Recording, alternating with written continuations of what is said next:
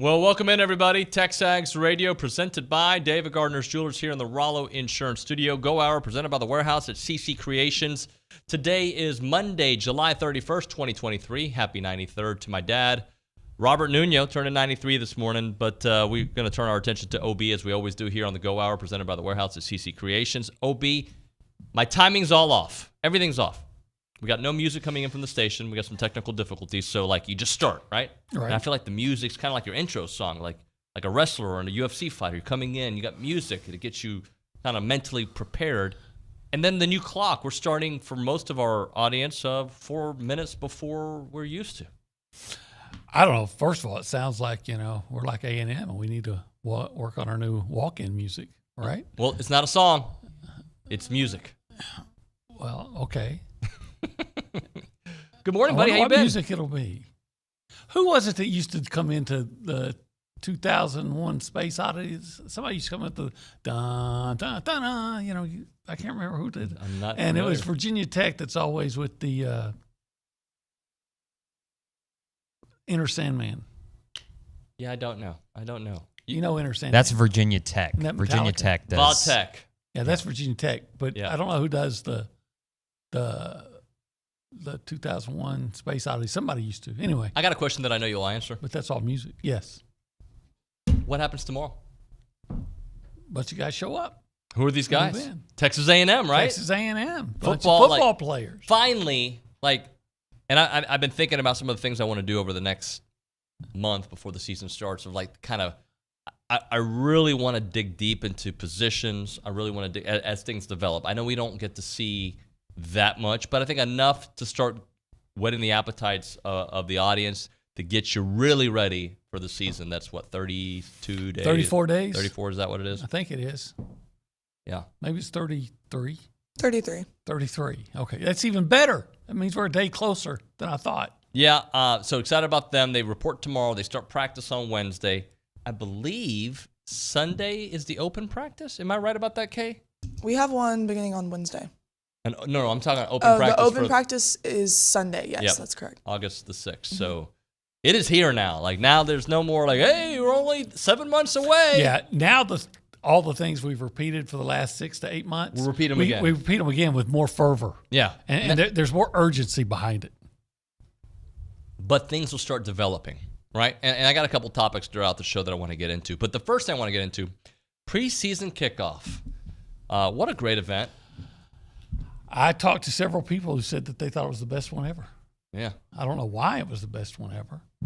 I know the food was pretty good. Food was good. Speakers were fantastic. The information was good. I had a couple takeaways when it comes to Jimbo. My favorite part of the entire conversation was, I forget how Billy asked him. I think it was Billy. It might have been Hunter, but I believe it was Billy. Why is this thing going to be different, basically? And he goes, because I'm still pissed off. He goes, I'm not used to losing, for lack of a better way of phrasing it. He is, the fact that it still is eating at him. He did look relaxed, but he looked focused to me. And when he said that, well, then he shares the emotion of his constituents. Yep. Because I think everybody that follows Texas A&M was pissed off last year with the way it went. So I would hope my coach would be pissed off as well. He's still pissed off. We're all pissed off. And what I said immediately after the season, and I really hope, look, we don't know, but I want certain people put little stickies on their mirror when they wake up to remind them of what their focus is of that day. I hope they have stickies all around their house and all around the locker room, everywhere they walk around, to remind them what happened against App State, to remind them what happened against Mississippi State, and the list goes on, and what happened against Ole Miss. I want there to be stickies, and I hope it started 2023, day one, January 1st, whenever, right after the LSU game. I want those stickies for the new players to not allow them to be a part of something that has happened, and for the players that went through it, I want those stickies to be a reminder of no, this is not going to happen. And the reason I say all that, because I had an awesome conversation with Evan Stewart on Friday, I believe it was. Mm-hmm. And that's the vibe I got from him. I got the vibe of you guys have no idea the amount of receipts that I've kept and the amount of work that I've been doing. Well, that's great, and I might, if I was the coach, start every practice now at 5:07, 5 and 7. Yep. And that's one way to remind them. But he also said something about just just working and not tired of talking or something like that, and that's great too. I want guys to be confident. I want to know that they're focused and they're looking for redemption and to avenge last year. I want to know that. But at the end of the day, well, not at the end of the day, at the end of about 33 days, as Kay Nagley pointed out, we need to just see a team go out there and play dominant football. Yep. We got to see a dominant football. Something that Jimbo said that I really liked. I'm going to give you a couple of the one-liners. He talked about the dynamic of the football team. You got to have the talent, which we think that they have. We know that they have. Everybody in the world thinks they have talent. Got to have the talent. You got to have the temperament, right? Something that I think was missing last year. Got to have the work ethic. Got to have the leadership. Got to lead the right way. And does the team accept the leadership that is being displayed? Then he said that this particular team, most of the successful teams that he has had, have acted the way this team is acting. Okay. Well, that's great.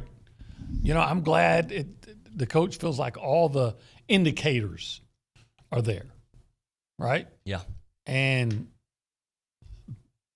that's positive. However, it's talk. Until he lays it up, because I think we felt pretty good about this time last year, right? And it was a gross disappointment. Now, I thought I'll admit, I never ever saw 5 and 7 coming last year. Nobody.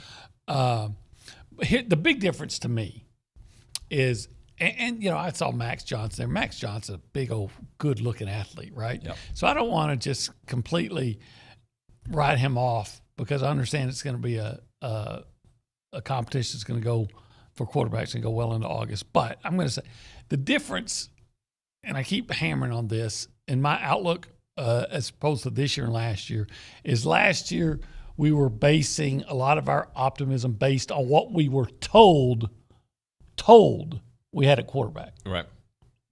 And we were not told the truth.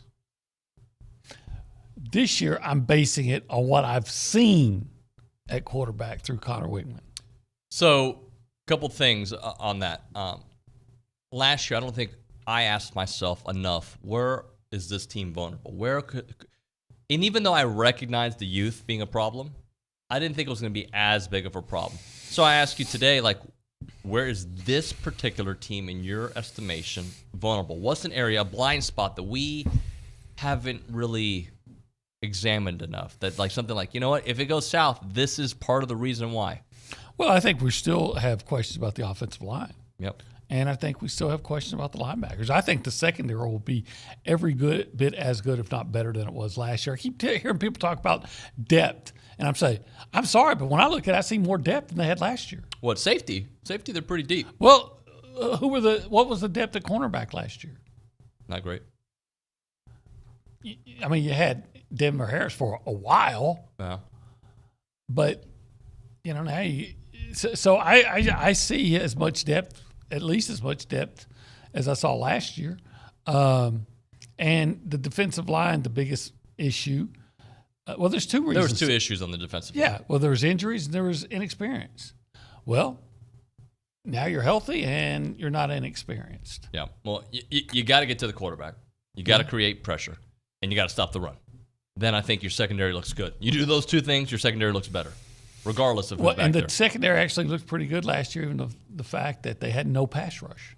Another thing that Jimbo talked about, and I think Billy led him not in let's talk about the dynamic between you and Petrino the way it was asked at SEC Media Days. It was more like you being having this relationship with him and being able to trust him. And then Jimbo took it a different direction. He said, we ain't had but 6 boxing matches, 3 wrestling matches, and 2 shoving matches. And he kind of laughed about it. He said, I get along better than anybody. I get along with him better than anybody I've ever coached because we understand each other. We have a great relationship. What we see and what we do. My job has changed so much. When I'm not there, I know it's going to get done the right way. Well, I think that's one of the things that we talked about all year. Is I would believe that Jimbo Fisher would have more or more easily give up control Yeah. to one of his contemporaries as opposed to if they had hired a young up-and-comer. Contemporaries typically respect each other more than they would someone else, and so that doesn't surprise me at all. Doesn't surprise me at all. Look, it seems to me they've got their work relationship figured out. Like, hey, Jimbo's going to be involved in the offense. He's an offensive coach, as he should be, just like Nick Saban's going to be involved in the defense, right? That's what it should be.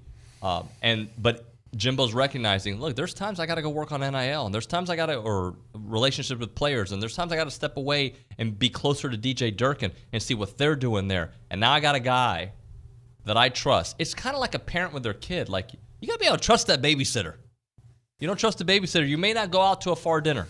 But now, all right, this guy can do it. I'm going to be able to work on what I need to work on over there. Yeah. A good co-pilot who has been a pilot, right? Yeah. Somebody that knows what they're doing. Goose. Yeah. Goose. They crashed. Before the crash. Yeah, early Goose. Who is Iceman's wingman? Oh, what's that dude's name? Wasn't he the one who did the thing with the teeth? No, that was Iceman. He's kind of a bad guy, too. Yeah. But they're all good guys. They're Americans. At the end, yeah. Yeah, they all got along. Yeah. Anyway, let's. If you want to be a part of the conversation this morning, you can do that by calling us or texting us. We can talk to you on the phone. Hey, guys, hello. Oh, actually, I don't know if we can talk to you. But you can text to us. Text us on the A&B text line, 979-693-1150, A&B, a College Station branch of the Amarillo National Bank. Good Texas Bank, and the website, amb.com. We go behind the glass. We talk to the bomber himself, Nick Savage. Nick, good morning, buddy. Howdy, good morning, y'all. Y'all totally stole my joke, by the way. I was going to ask y'all, what do you think the intro song is going to be? Because I can't believe how many people start threads and ask Ross about it. But it's a fair question. It sounds exciting what he said. I believe he said an Aggie is working on it, so he's involved there. But other than that, I'm excited about what Jimbo said there at PKO. Like you said, he's pissed off. That fires me up. I'm excited. Hey, you brought up what people were talking about. Did you venture in the mean streets of the thread yesterday, the pool party, or this weekend, the pool party thread? Oh, yeah. People get angry. They do.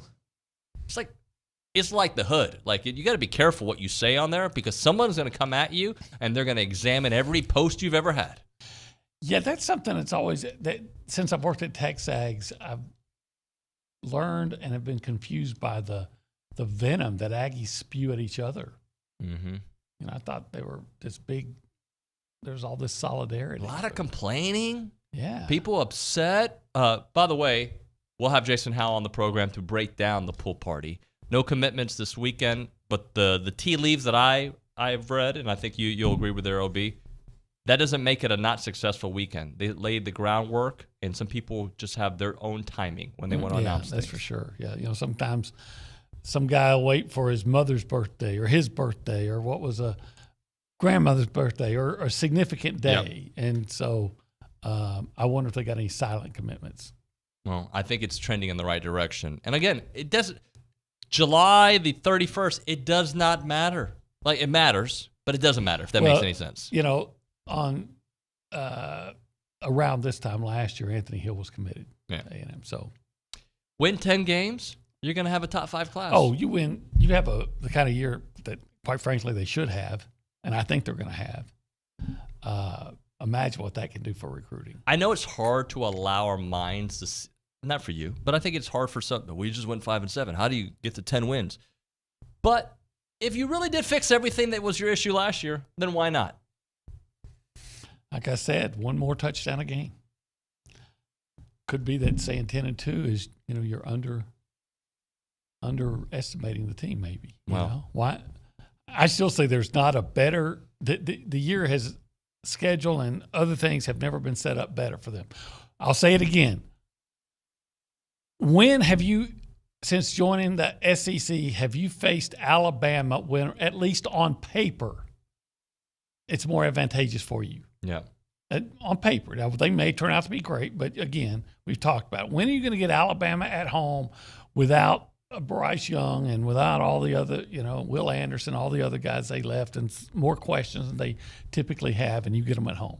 You know it's football season because the text message thread is starting to pop off out there. People are back in. They're all in the circle of trust. We go to the News and Social Center. Kay Nagley. Hello, Kay. Hello, good morning, guys. Just to piggyback off of Nick's thoughts about the instrumental song that we were getting. Yeah, I think they're coming into the Cotton Eye Joe. Well, so Josh Abbott actually tweeted out to our original tweet and said, "For all Aggie fans out there, I know who it is and I've heard it. It's awesome. Gonna get that stadium rowdy." And then someone later on said, "We don't have an Aggie in like hype music." And he said, "It's not country. I never said it was." So, little tea leaves there. Kind of interesting. He's heard it, and it's spectacular. Sounds like, what show was that? It was Seinfeld. They're real? Actually, they said awesome. Awesome, sorry. I wanted it to be more But Seinfeld. spectacular, yeah. Yeah. Well, I remember watching that show, that episode. And they were spectacular. Spectacular. Yeah. So I believe it will be spectacular. Yep. Look, I just want to win games. You could play whatever. You know what I'm saying? Yeah. You're winning games, like play the Cotton Eye Joe. I'll move my hand. I'll do the 50 Cent dance. You don't know what that means. I have do you? no idea what it's probably worth about that. But no, I'm joking. But He sold vitamin water. Made that money. Okay, what else you have for us? Yes, we have some baseball news. So Aggie Baseball has added to their bullpen with the commitment of right-handed pitcher Brock Peary from Arizona State. He comes to A&M with 1 year of eligibility after 3 years at Arizona State, a 6-2 record with 12 saves and 84 appearances. Bronny has some more notes on him. On the is board, Arizona so. State now just the Texas A&M farm system? Sounds like it. Sound like it. So yeah, we're gonna have to send you back to Tempe if you don't start performing. All right, let's hit a break here. We're going to come back 23 and 23. What number are we on, OB? Do you remember? I think we're on like 21 or 20. No, we're on 20? number 20. Number 20, yeah. 20. Yeah. Got 20, And this is, well, here's my tease to it. I'm very excited about this person, but I got questions. And I think you will too. But I'm very excited about the potential there. Let's talk Fargos right now. No questions, just answers. Just straight awesome. Yeah. It's awesome. It's spectacular. It's and real. It's real. It's real good. It's And real it's- spectacular. And it's spectacular. Maybe even more spectacular than the Seinfeld spectacular. Do you know what we're talking about? She has no idea. Seinfeld is just it's the best. I- No, I don't want you to watch that episode. But here's the difference. Like if you went to if Seinfeld and crew went, they would not say no cue for you. Right. They might say no rib tips for you because you got there too late. If you show up late, they're probably gone. But- They sell out. But they always there's plenty of cue for you, and it's real barbecue, and it's really spectacular. And you can call in and pick up your order. So if you're like, I can't get there till 12:30, just call them up. Alan, Yeah. Belinda, the whole crew, Maurice, they'll take care of yeah. you. Yeah. And by the way, on Tuesdays is the day that they get the rib tips. On Wednesday, chopped beef. On a baked potato. Thursday, would be that pork chop and the Nuño's favorite side, macaroni and cheese, both of them. I don't know. Were you with me when I had macaroni and cheese in Nashville? Yeah, of course. Okay. It was good, but it wasn't Fargo. I actually brought you some. You did. You brought during the show. It Yeah. was my breakfast, which was very kind of you. They were shutting it down at like 11. By the way, Fargo, 1701 South Texas Avenue in Bryan. Without a doubt, the best barbecue in Without town. a doubt. It's their trademark because it's true. It's Fargo's. Check it out.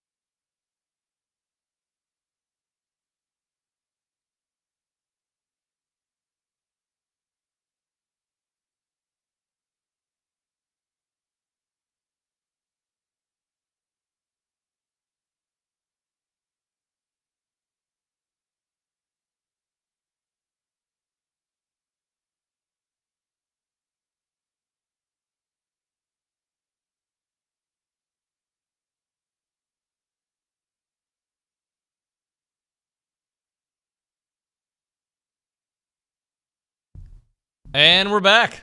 So awkward. TexAgs Radio, presented by David Gardner's Jewelers, Rollo Insurance Studio, Go Hour, presented by The Warehouse at CC Creations. He's Olin Buchanan. I am David Nuño, and we're having some fun on here.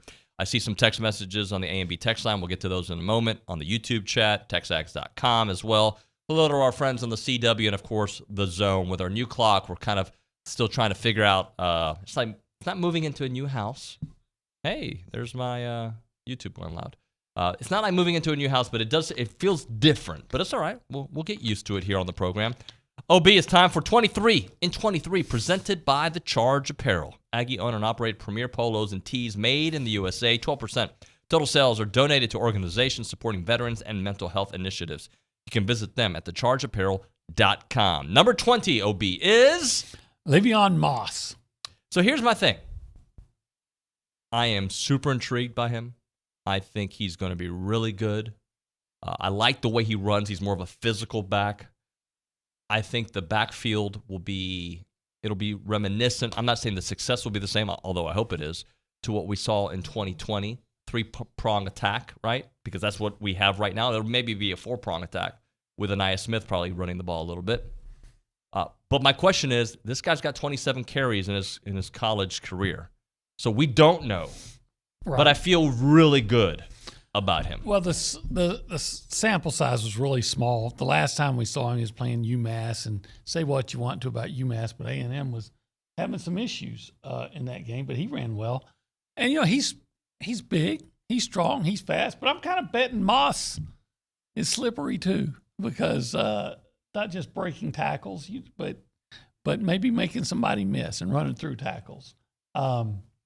I know Jimbo Fisher has been He's been high on competitive, complimentary of him, what he's seen so far, and this offseason, I don't blame him. I do think that, again, he's another one of those guys that we're hearing how good he is, so we gotta actually see it. But running backs have been good at A&M under Jimbo. I mean, they have. So, I think they're gonna have. I think they're going to have a good running attack again this year. And I just don't know who's going to be leading that charge. And I don't think that needs to develop right away. But let's kind of talk about what the backfield looks like, because you've got a physical back, I think physical back, in Le'Veon Moss, right? More of your Spiller-ish, I think more that way, yeah. Right? Amari Daniels. Don't want to compare him to Devon, but a speedster around the edge, right? A little change of pace back. Yeah. And then I think Reuben Owens is going to be a little bit of both. Maybe a whole lot of both. Yeah, right? And his growth, and I don't want to make this about Reuben. I want it to be about Le'Veon, and we're going to have a lot more with Billy later. But Reuben's time is coming, right? But it's Le'Veon Moss's job to make him the third back or whatever. And he wants to be the feature back, and I think he's got the keys to the vehicle, if you will, for right now. Le'Veon Moss came here as a highly regarded prospect. He's going to go to Alabama. Yeah, now he didn't play a lot last year, but why? But of course he didn't. Devon Achane. Yeah, you're not going to take Devon Achane off the field if you don't have to. So with Le'Veon, it's still about potential more than production, but man, there's so much potential there, and he's such a big guy. And again, he's flashed some things. He flashed some things against Florida. He when he's had that opportunity to play, he just hadn't had the opportunity. And you know what? He strikes me as that running back that gets better as the game goes on. Yeah, strong. You get tired of tackling him because he's so big and physical.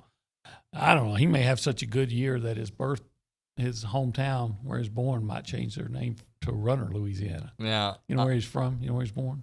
Runner, Louisiana? No, Walker. Louisiana. So see, he's so big and strong. They'll change it. Runner, Louisiana. Yeah. Walker, Texas Ranger right down the road, by the way. He lives here. Yeah, that's what I'm saying. In one of the ranches off of 6 or something. Maybe he needs to come and show up. We got to get him in studio. Yeah, we do. We do. You know what? Now that I've been taking jiu-jitsu and kickboxing for 3 weeks at BVMMA, maybe we could go at it. You could challenge him. Heck no. Destroy me. But Le'Veon Moss, I think, has the potential to destroy a lot of defenses. He does. I'm looking forward to what he. But again, and we're going to get into it in the next segment a little bit more. Yes, the running back, I think they did him a disservice. Let me see how I phrase this. You have one of the best backs you've ever had. You're going to run Devon Achane as much as possible. It would have been great to get him some more carries, though. Yeah, and had they had a successful season, you probably would have. Yep. But it was coming down to your offense was basically Devon Achane. And so, of course, guys wait their turn. Devon Achane waited. They didn't have to wait long. Right. But he still was the backup for 2 years. Well, let's not forget, a year ago today, I think L.J. Johnson had the inside track. And Le'Veon did so well that kind of L.J. kind of fell behind. Yeah, and that's part of the reason he transferred out. So I'm just really, I would almost be tempted, and I hate it when people do this, so I'm glad we didn't, but you could always be tempted at that 20 to put running back and not necessarily put one guy. But so what we're saying is by putting him at 20, unless there's somebody else we have ranked higher than him, you're almost saying, okay, we think he's most likely to be the starter. And by the way, Amari Daniels got Looked more good. looks like. He looked really good. I think he actually had more rushing yards. Yeah. But of course, a lot of them came on 2 carries against LSU. I'd say this. I do like the idea of having a big physical running back, especially if you're getting a good push from the offensive line. Nothing like defensive players on their heels trying to tackle about a 220-pound rolling stone. Yep. Just come through there gathering. And if they're rolling stone, those defenses will be gathering no moss. I'm going to throw out all the No moss. I like that, by the way. all the things I can come up with. All right, when we come back on TexAgs Radio, I do want to talk about the offensive line because that does affect what Le'Veon and the rest of the crew do. But I'm going to actually ask you a question that showed up on the thread just a moment ago or on the YouTube chat from Jacob. What would your optimism level be if we hadn't beat LSU? Hold on to that thought. We'll start off with that, then we'll get into the offensive line here in a moment. You're listening to TexAgs Radio. If you want to text the show, you can do that at 979-693-1150. Now a little time for Milliken Reserve farm-to-table community. They got farms. They don't have harms, but they do have farms. They got wide open spaces, and their mission is to build a healthy community around nature. I haven't seen any zebras there. Or giraffes. I haven't. My wife drove in from Austin the other day. She did see a zebra on the way in. There's like a ranch that has a zebra, which I didn't know. Buffalo. Is that legal to have a zebra? Yeah, have you seen the buffalo? I haven't seen the buffalo, no. Okay. But I think I saw the zebra once, and I thought, like, oh, it must be like a fair. No, he lives there. No, yeah, there's a guy. Anyway. But anyway, in Milliken Reserve, they probably would allow it. I mean, there's a permit or something. I don't know how that works. They told me that if I bought a 10-acre tract, they'd approve the giraffes. Well, there you go. That's what you can get at Milliken Reserve. They have an extensive network of trails throughout a wooded landscape. They got walking and equestrian paths, creeks and ponds and gathering areas. They're committed to maintaining and restoring that natural habitat. They got white-tailed deer, songbirds, rabbits, you name it. You can go hiking, biking, canoeing, kayaking, equestrian trails there. Evening yoga, the summer camps, the music festivals, the farmer markets, and the farm tours. Check it out at millikenreserve.com. That is millikenreserve.com.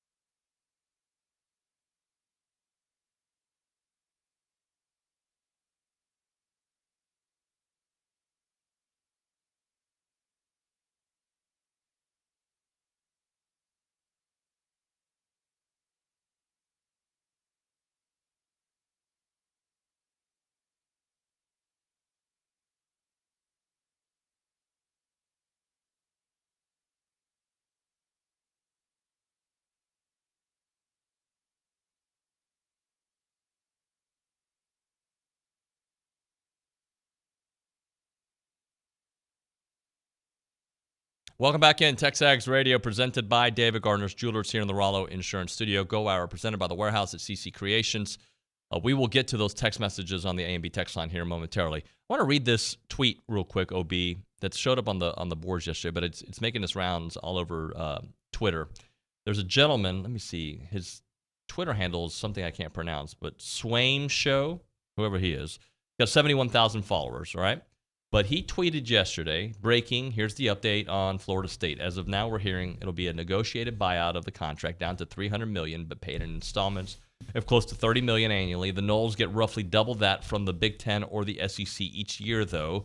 Been a long day tracking conference realignment rumors and all the tweets, but here's the Cliff Notes version. Arizona to the Big 12 by August 1st, and possibly Oregon and UW to follow late week. FSU to file legally on Wednesday to exit the ACC. We'll see.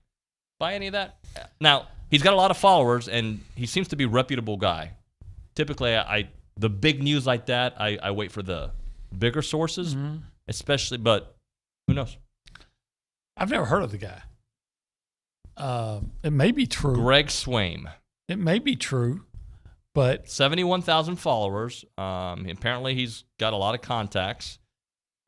He's reported on stuff before, looking through his history. Again, this is the time of year that I think sometimes programs use members of the media to get out a certain message, to get things moving in a certain direction. Not saying that's what's happening there. I don't know. If you were going to do that, wouldn't you go to a bigger name? Yeah, a bigger name. Possibly. But sometimes, like, I wonder if this guy, moonlights as sliced bread. Nothing negative about A&M on his timeline, so that's a start. But I'm not saying he's not right. I'm just saying that. Well, what I was going to say is we keep hearing things about Florida State, and when you start hearing more and more stuff about something, you smoke fire. Florida State talked very seriously with the Big 12 like 15 years ago. Where do you see Florida State going if they were to leave? Do you see the Big Ten, or do you see them, the SEC, be like, come on, let's do it? The SEC offered them membership before, right? Like 30 years ago. I don't know. I think I used to would say, well, they figure if they already got a school in that footprint, I might as well go and pursue somebody else. But then they pursued Texas. But if Florida State ends up at the Big Ten, that does, I think, force the SEC's hand. I think that, and I know Greg Sankey would argue with me on this, to go get somebody, because now the Big Ten is in your footprint. Yeah, and if that happened, again, I would say Virginia Tech, North Carolina State. Yeah. Maybe Clemson, but maybe Clemson. All right, let's pay off that tease, because we did get that question from Jacob. What would your optimism level be had we not beaten LSU? Today, speaking about this team, if they would have been 4-8 and they got beat by LSU by a score or something, what would your optimism level be today? Same. I base my optimism based on, again, I still talking about they lost 5 games by a touchdown or less with all those injuries and all those freshmen playing. Same. Yeah. I think it affects mine by 1 game. Okay, so meaning, had they been 4-8 and lost to LSU, in my mind, I think they're an 8-win team potentially with the chance to be 9. I think it made that much of a difference because look, you're right. All the issues that A&M had, it looks like they've addressed them and they fixed them. But my mind probably wouldn't allow that level of jump today. So I think it changes it by a game. Like, okay, I can see. Now I'm like, 9-win is what I see, but absolutely can they get that extra win and get to 10?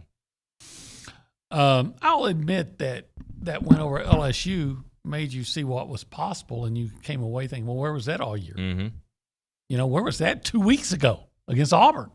Well, part of it was A-Chain was sick or hurt or something. But A-Chain's not here. Right.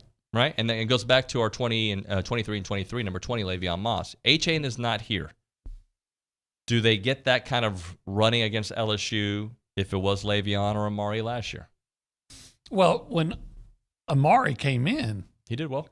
He did very well. He had like a 20-something yard run and a 10 or 12, 15-yard run. He didn't have much, but when he came in, it looked like A-Chain was still out there. It wouldn't have been as dominant, I don't think, but in that case, maybe Connor would have thrown more. Connor didn't throw a lot, but when he did, he threw pretty well. Le'Veon Moss against LSU, 4 carries, 39 yards, 9.8 average. Is that right? I'm looking at Le'Veon Moss or sorry, Amari not Le'Veon. Daniels? I'm sorry, Amari Daniels. I said Le'Veon. I'm sorry, Amari Daniels. 4 carries, 39 yards, 9.8 average. Yeah, and I think the long one was about 24. Long was 23. You got a 23. pretty good memory, dude. I remember that particular run to the right side. You talk about these Just senior burst moments out. that I think they're. I'm better at remembering things that happened longer periods ago than yesterday. than yesterday, or names. Right. Yeah.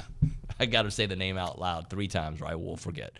Yeah. So about that offensive line, because the success of that backfield, yes, they need they got to have the talent, and they've recruited at that level, but the line has to be there. So how do you see the line shaking out? The success of a quarterback and a running back all starts in the trenches. Left tackle, it should be Trey Zune, right? Who should be. He was injured a lot of last year, but gutted it out. Start in the 11 games that he played in.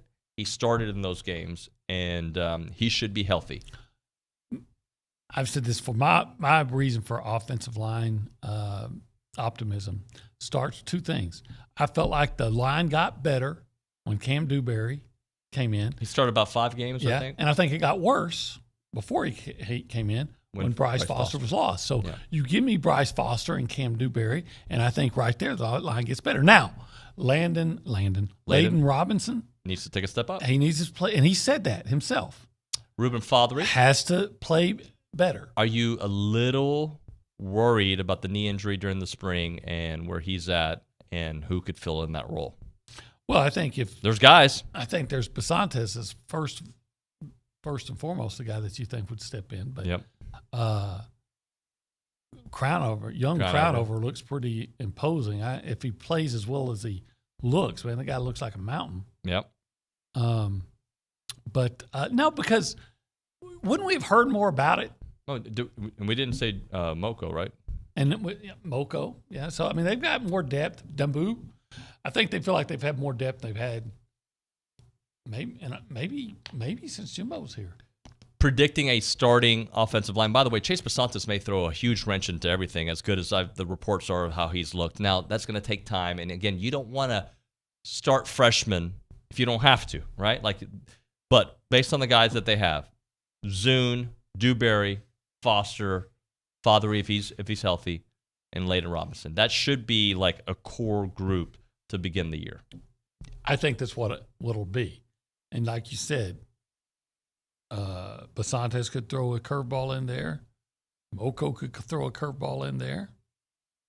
For that matter, Naboo. Naboo, yeah. But those are the 5 I think you'll see. And again, if Zune is healthy, okay, which I assume he is, and Fothery and Robinson raise their level of performance, and it doesn't have to be a dramatic raise, but I mean they know they're better than they played last year. So with Foster and Dewberry, I think you'll see a significantly improved offensive line. Here's an unknown, but doing deductive reasoning and just thinking ahead, the unknown is how's the relationship with Steve Adazio and that group going to be in year 2? Well, my thinking is year 2, it will be better. Well, I go back to, and this doesn't guarantee anything, I acknowledge that, but the precedent was kind of set was I go back to Josh Henson. Mm-hmm. In 2019, there were those that wanted to run him out of town. Oh, here's the problem with the offensive line. This guy's this and this guy's that. The next year, they were good. They had one of the 3 best offensive lines in the country. If I were to tell you that they're going to have one of the top 10 offensive lines in the country,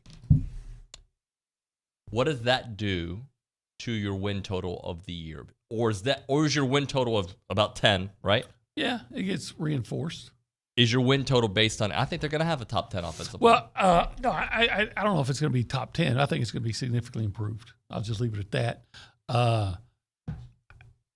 What I love about A&M is, especially if the offensive line is significantly improved enough to give a talented quarterback time to get the ball to talented receivers, and then when the defense starts thinking about those talented receivers, then I've got a stable of running backs to run at them. Now, are you going to tell me the defense is going to be better too?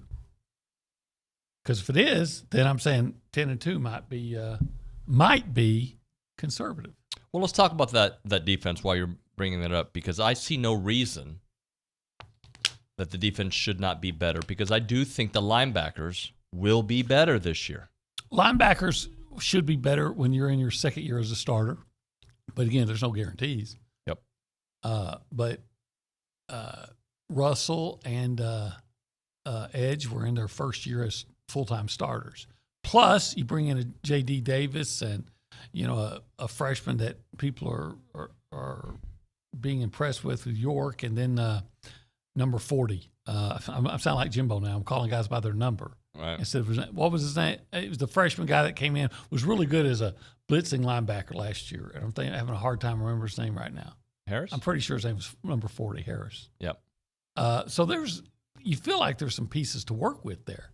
And again, we'll say it again, linebackers need to be better, but in their own fundamentals and recognition and all those things, but they will be better behind a better defensive line.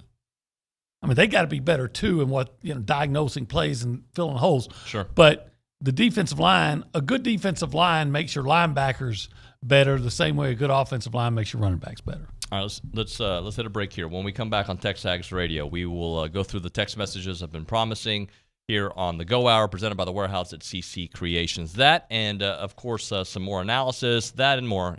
I'm repeating myself. It's TexAgs Radio.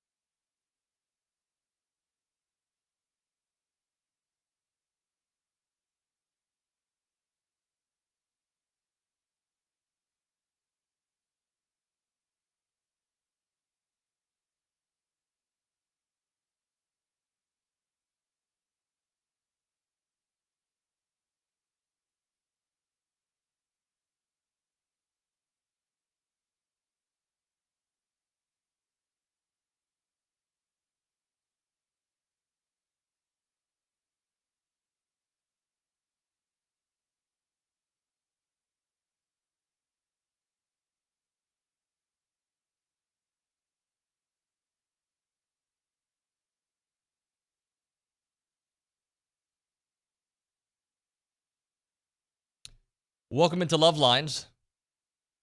There's a reason I say that. TexAgs Radio, presented by David Gardner's Jewelers, here in the Rollo Insurance Studio Go Hour, presented by The Warehouse at CC Creations. Kay, you're very popular on the text line. It's football season. That's all I'm going to say. We have a lot of popularity in there in general. So, would you like to read some? Oh, you do. A lot of popularity do I want to in read general. this? Oh, you don't have to read that one. Oh, I mean, okay. you can. But please do. Please do. Okay, when are we going to learn to stop bringing this up to like David and OB? Just because. What do you mean? Oh, you wanted? Okay. Please. No, they were. That's what they were I insinuating. demand you read it. Okay. I'm not. No, I think we can read the next one. I'm going to agree with David on this one. But, Nick, why are you acting like you're upset with her? For I bringing have her like up? secondhand embarrassment, but that's just because I don't enjoy like cringy So, humor. somebody it makes wants me us- physically hurt. Somebody wants us to shut up And let Kay do more and let the talking. pretty girl talk. Oh, I was just going to say the sports analyst, Kay, to But talk. but that's what the Yeah. the text Pretty message. much. And Kay, you're great at what you do. Thank you. Appreciate it. Moving on, we're going to switch gears, but we do have some more texts coming in. So starting off, David in the PNW, speaking of clock rules, he says he's not looking forward to the new clock rules of college football. That is right. We probably should spend some time as we get closer to the season kind of going over some of those new rules. I know, like, I'm having a senior moment. I know that the clock is going to It's not going to start. stop. Yeah, it's at going the to. first down. Right. Just like NFL. Yeah, it's going to keep on moving. What else, Kay?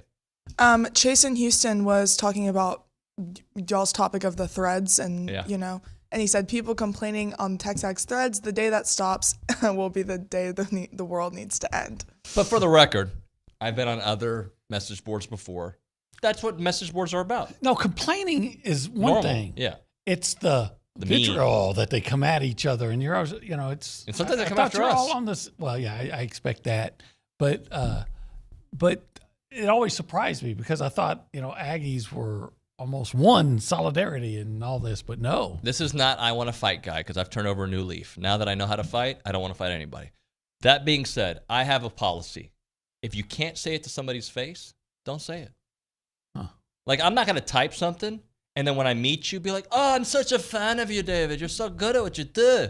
No, That's a good accent. I right? sure wouldn't say it in that accent either, but I felt I know. I just thought that TexAgs was one big happy We family. are. I And it think turns we- out we're like the Manson family. But think about it. Brothers fight. That's what they do. I guess so. My sons are always nitpicking each other, and, it's all in the family. All right. What else, Kay? Like Archie and Mike.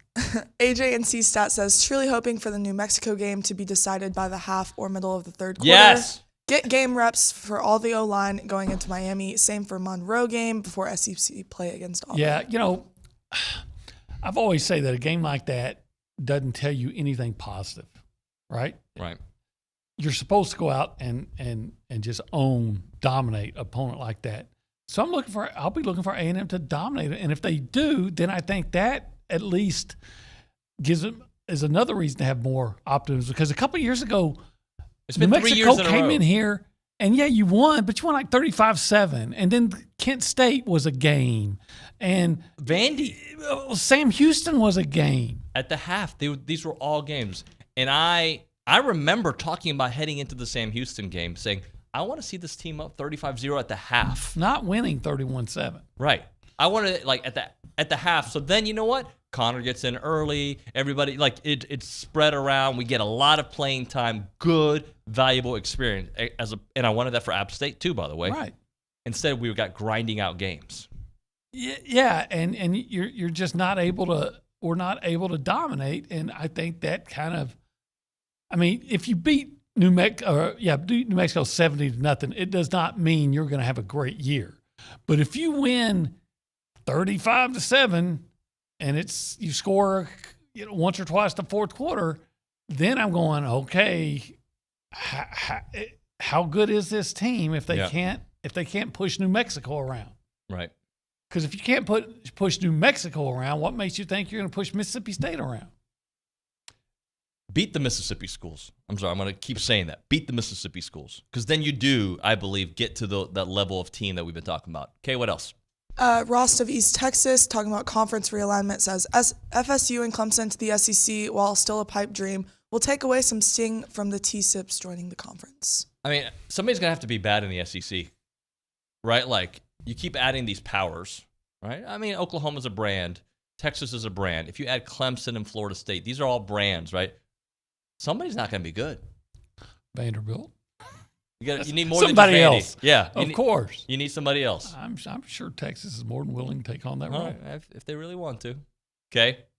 Matt in San Antonio, this is a sweet text, says, wanted to follow up on the TexAgs thread a few weeks ago that David Nuño was a great hire. I completely agree and feel like the on-air chemistry has been great and enjoyed all the guests that you bring on. Well, I appreciate that, Matt. I am heading into year 3 and blessed to do the show with OB. I always tell OB that I love doing the show with him.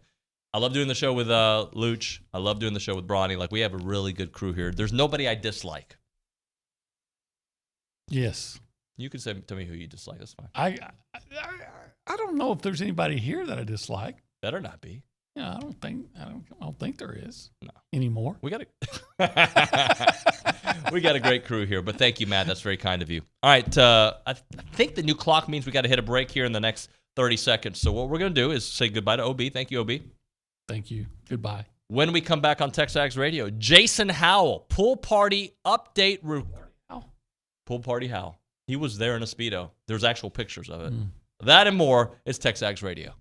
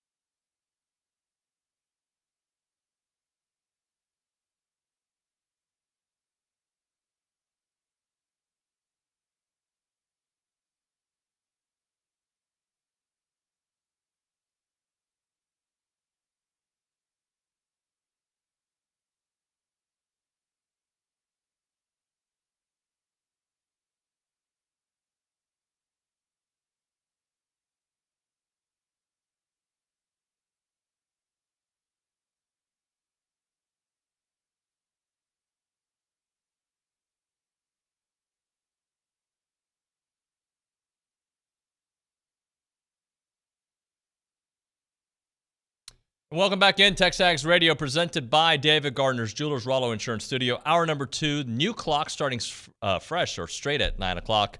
We're going to go to the hotline. We're joined by Jason Howell, recruiting analyst, Speedo enthusiast, and all that good stuff on the pool party. Good morning, sir. Hey, glad to be on, man. Absolutely. It was a big weekend at College Station. A lot of action, a lot of top recruits. Yeah, who can pass up a good opportunity for a Speedo? Well, I mean, I'm wearing one right now backwards. So, Jason, I think sometimes people, like, the pool parties become a bigger, like, it's a huge deal because of all the people that come, but they want it to, like, be backed up with, like, you want the substance, you want the sizzle, you want it all to happen on the same time. Help us understand that, like, sometimes it's not about getting the commits today, it's about strengthening the relationships. And yeah, we want commits, but really it's about down the road what today sets up for potentially later. Well, yeah, and you're 100% right. I think part of it is, we do those fun over-under expectations for the weekend. It kind of sets the bar a little bit, and when those expectations aren't met, some people get a little disappointed, and I get that as well.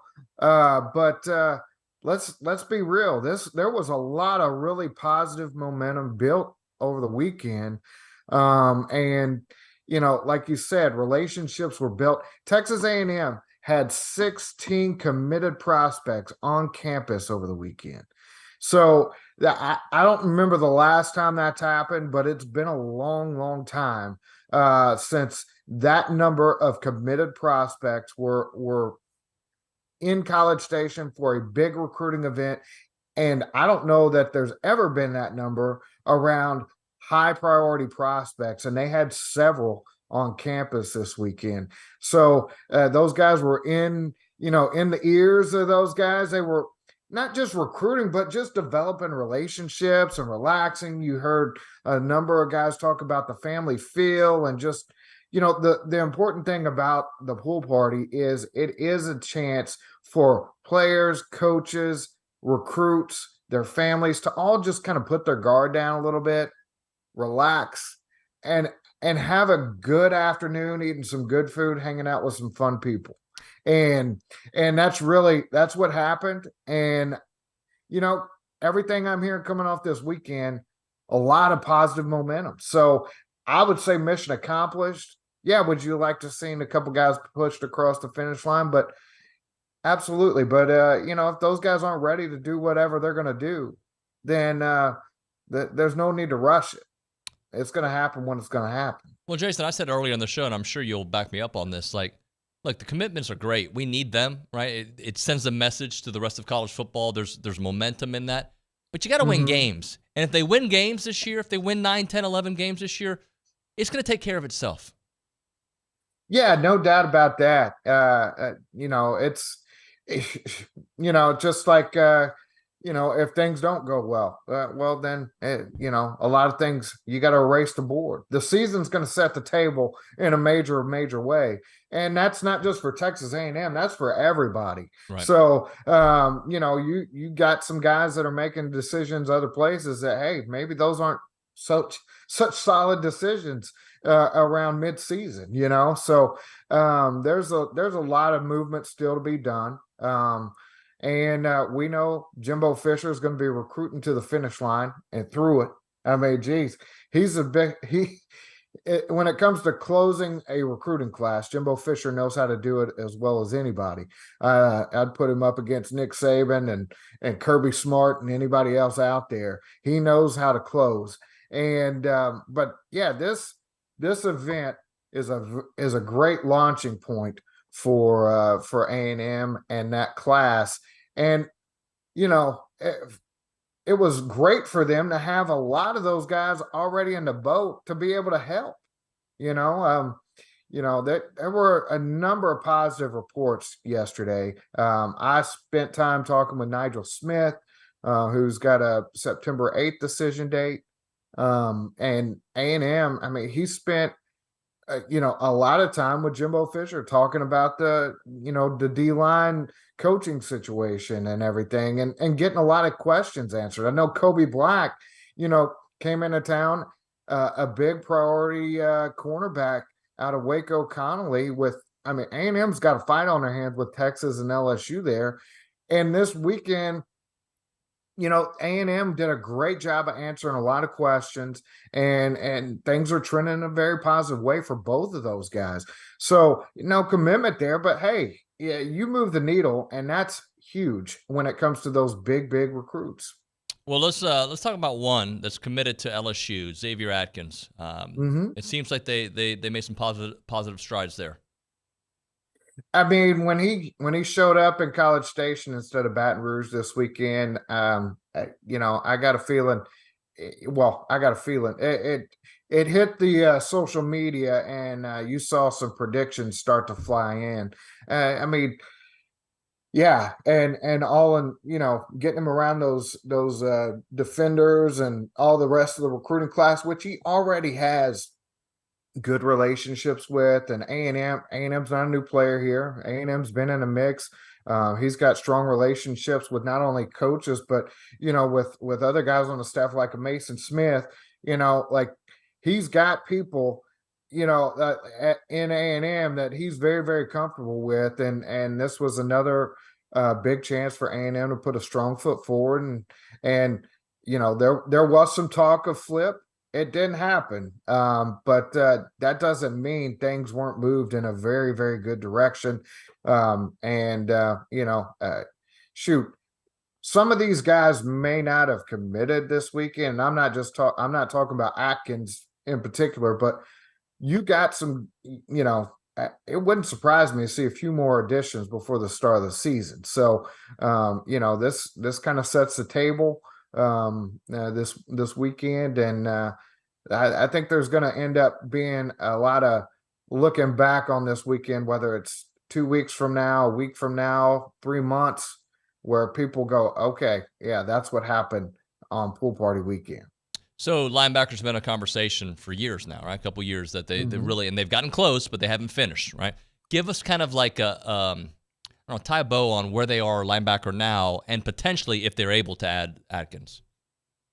Well, so they've got 3 commitments. Tristan Jernigan out of Tupelo, Mississippi, who just picked up an Alabama offer, by the way, and originally from the state of Alabama. It was big news, and actually had some people worried about where his stance was in the class, but he's been strong with A&M for a long time, and this weekend it showed.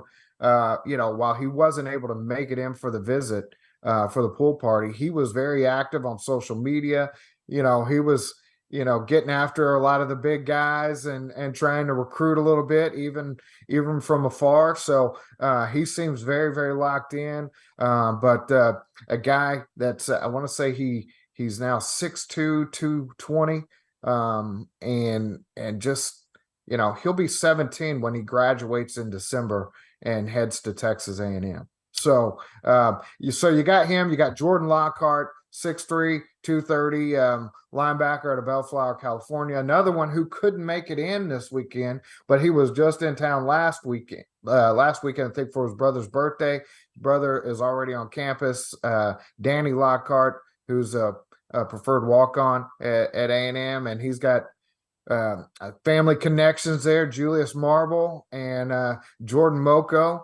I know he's been working on Papa Afua up there in Seattle, trying to get that, get the Poly Boys together with Mark Naboo and those guys. So, and then you've got Ty Anthony Smith, who's just one of the, big stud linebackers in the state of Texas, committed to A&M over LSU or over USC and Texas and Oklahoma and LSU and just about everybody in the country. So he was in town this weekend doing some work, had some Jasper teammates in town with him, working on some of those 25s. And you add a Xavier Atkins to that, and that's as strong a linebacker haul as A&M's had in a long, long time. You bring depth, you bring athleticism, guys from top high school programs from across the country. And Coach Durkin's got to be feeling pretty good about the way things are trending, with that group. Is it pronounced Afua? Is that how you say it? That's how I say it. All right. Well, the fact that he came in, I mean, that's a bit of a journey. Very good sign, right? Oh, no doubt, no doubt. Getting him, in for a weekend like this, getting him around, back around the program. I think Miami, Utah. There's been, quite a fight there with those guys, and getting him back on campus for that final weekend, that's huge. It's kind of like Terry Bussey, getting him in town. They had other opportunities where they could go this weekend. So them showing up and not showing up at other places, that speaks volumes to me. Talk to me a little bit more about Terry Bussey, because he's a guy that people were hoping would commit, but still waiting, still hoping it goes in that direction. How do things stand with Terry? I mean, he came in studio, talked to us, spoke very highly of his experience. That was before the actual pool party.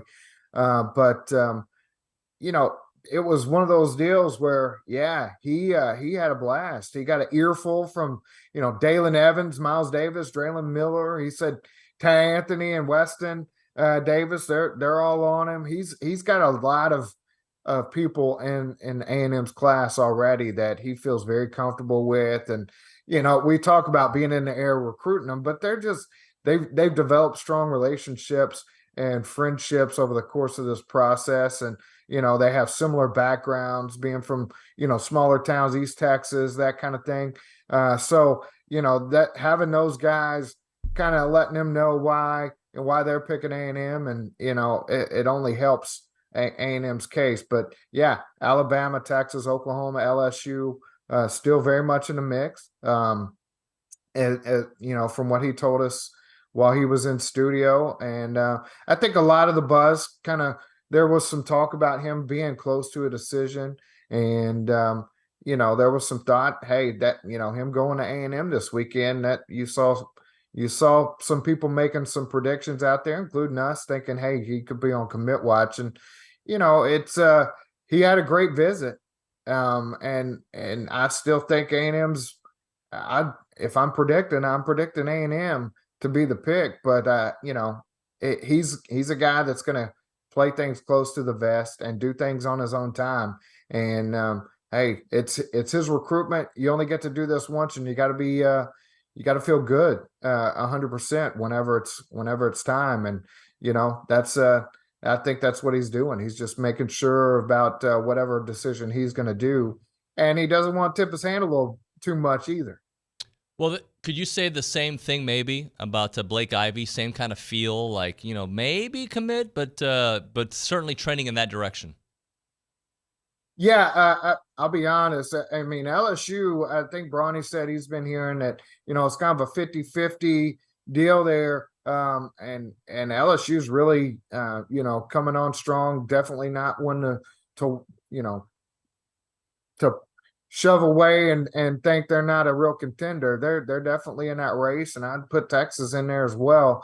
But him showing up, being at pool party, there's been a lot of talk about positive momentum, and like Bussey, he's not one to really give too much away.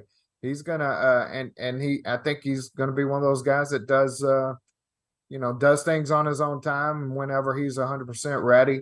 But I don't necessarily see, both those guys are not guys that are like just dying to be in the spotlight and have a ton of interviews and do all this. This is about feeling right and making the right decision for them in their future. Jason, we got Nigel Smith, who a lot of people feel that he's an Oklahoma guy. He was in town, and they were working on him big time with current commits. Yeah, and let me tell you, he walked up to the pool party with Dalen Evans and I think Gabe Relaford and Miles Davis, and they looked like they were having a fun time and had been having a fun time throughout the weekend. He mentioned Dalen a lot whenever we spoke yesterday. He's developed a really good relationship there. He was able to spend time. I think the biggest thing though was being able to spend time with Coach Fisher and really get an idea and a feel for what what the future of the D-line, and the coaching there with E leading the way and everything, how that was going to look. And, yesterday he said, I feel like I've got a pretty good handle on everything and, what's going to happen there. So I think getting some of those questions answered was a very strong move for A&M. Keep an eye on Oklahoma, Penn State. He's got an official visit lined up to Texas right before he's supposed to make his announcement on September 8th. And, it's going to be a fight, but A&M's in a very, very strong position. And anybody counting out the Aggies, especially after him making back-to-back trips, essentially the last week in June before the dead period, and then coming back at the start of the open period, I guess, whenever, as soon as he could. I think that tells you just how interested he is in what A&M's doing. Is it Cameron Michael or Mikkel? Mikkel. So he had a nice visit, and you came away pretty impressed with the whole situation. Yeah, I want to say he said it's just different. And I was like, well, what do you mean different? What made it so different from all these other schools that you've had a chance to look at? And that's including Georgia and South Carolina and some top SEC programs. And he said, the alumni base, just how rabid they are about their Aggies, and, just some of the, the post-college opportunities and just things like that. It's just a little different at Texas A&M. I love it. But had a great visit, and he said, he's planning to come back. Doesn't have the visit date set, but he's planning to get back to College Station this fall. Jason, the last thing for you: how often do these young men come with their parents, or is it a solo trip for many of them? Because I know there's been a couple that brought their parents, but is it typically kind of a TBD, depending on the kid? Yeah, sometimes they come down with coaches. Some it's a family event, and sometimes it just depends on, some may have a friend coming down, and a lot of times it depends on how many times have they visited. If they visited a few times and the parents have already come down and they feel comfortable, maybe I'll sit this one out. You go have fun, eat some barbecue. I'll hang back here. Kind of thing. But there were quite a few parents that were in town. I know there were some coaches in as well that helped get some guys on campus. So it was it is a TBD. It's not necessarily a surefire thing every time, but it's not an uncommon occurrence either. Jason, you and Ronnie did such great work this weekend. Thanks so much, man, for joining us. We'll talk soon. All right. Always a pleasure. Thank you. Jason Howell, TexAgs recruiting analyst, bringing the heat this weekend. Did excellent work. Was at the preseason kickoff and then working the phones the entire time. All right, let's talk Caldwell Country Chevrolet. Highway 21 in Caldwell and online at caldwellcountrychevrolet.com. Actually, let me tease what we're going to talk about, and we'll go back to Caldwell Country. I want you guys to think about documentaries you want to see. Text us on the A&B text line. Like, we've got the Johnny one coming out, the Florida one coming out, the Jake Paul one coming out. I want to hear from you guys. Like, what's one that hasn't been made that you want to see? It could be college football. It could be all sports. It could be whatever. I want to hear what documentaries you want to see next after the Johnny, after the Florida one. As I was mentioning, you could think about that in a Caldwell Country vehicle. That's the way to roll.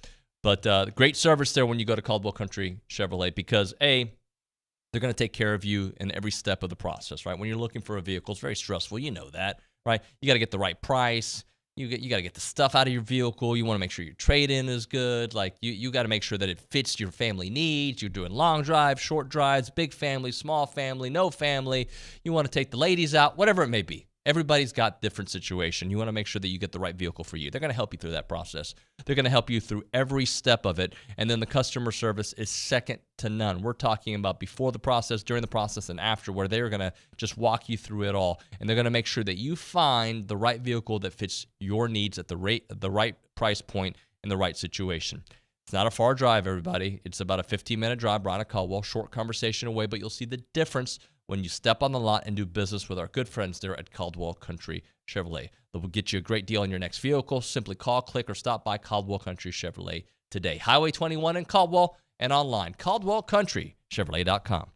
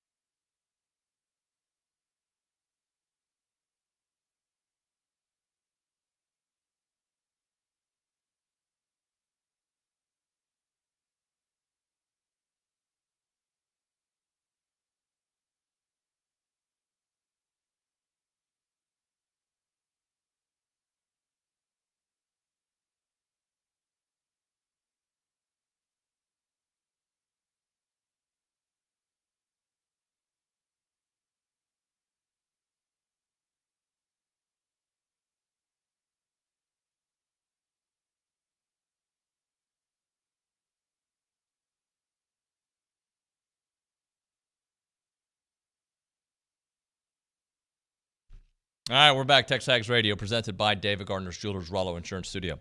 So we're going to open up the A&B text line. It's always open, but like I say it out loud to open it up. I want to know what documentary you want to see next. So the Johnny one comes out next Tuesday, August the 8th, right? And the Florida one, which is I think apparently is a 3-part documentary for the Florida one. I think there's a lot to unpack there. And then there's the Jake Paul one, right? Netflix has done such a great job with these documentaries. 30 for 30s were fantastic. What is one that hasn't been done that you want to see? I wrote down some ideas for me. I want to hear from you all on the A&B text line about some docs that you want to see. Kay Nagley, get your mind working. Nick Savage, get your mind working. Do you guys have one to start off with, or should I start? Yeah, I got one for you. All right. If you would like. I would like. I asked. So I'm sure something like similar to this has been made, but I'd like to see like a college football version of Hard Knocks. You know how they get all that access in the meeting rooms and all that pregame. And I guess that's preseason mostly, but like a season. I guess they do an in-season Hard Knocks now as well. So I think that would be pretty cool.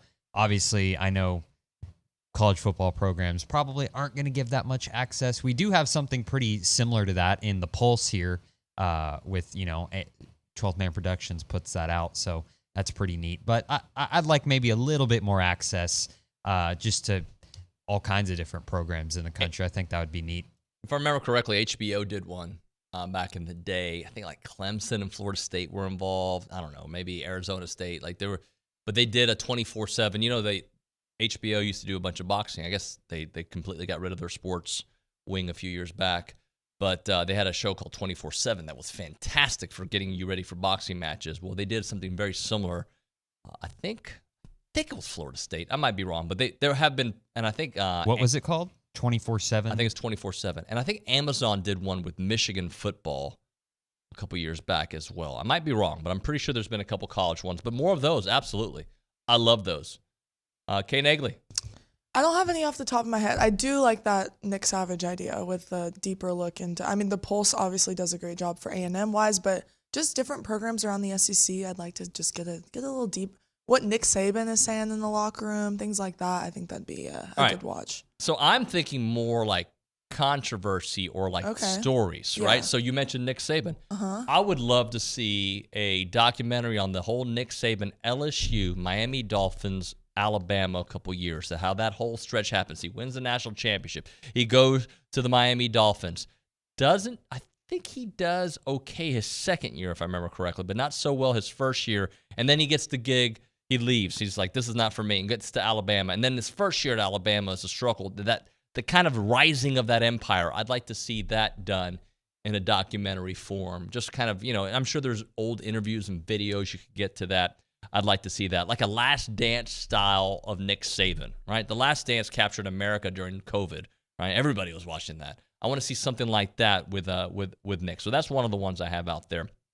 Real quick, David, HBO actually put out a 247 college football episode in 2019 where they featured Florida, Penn State, Arizona State, and Washington State. Okay, so I had the teams wrong. Yeah, I had those teams wrong. Okay.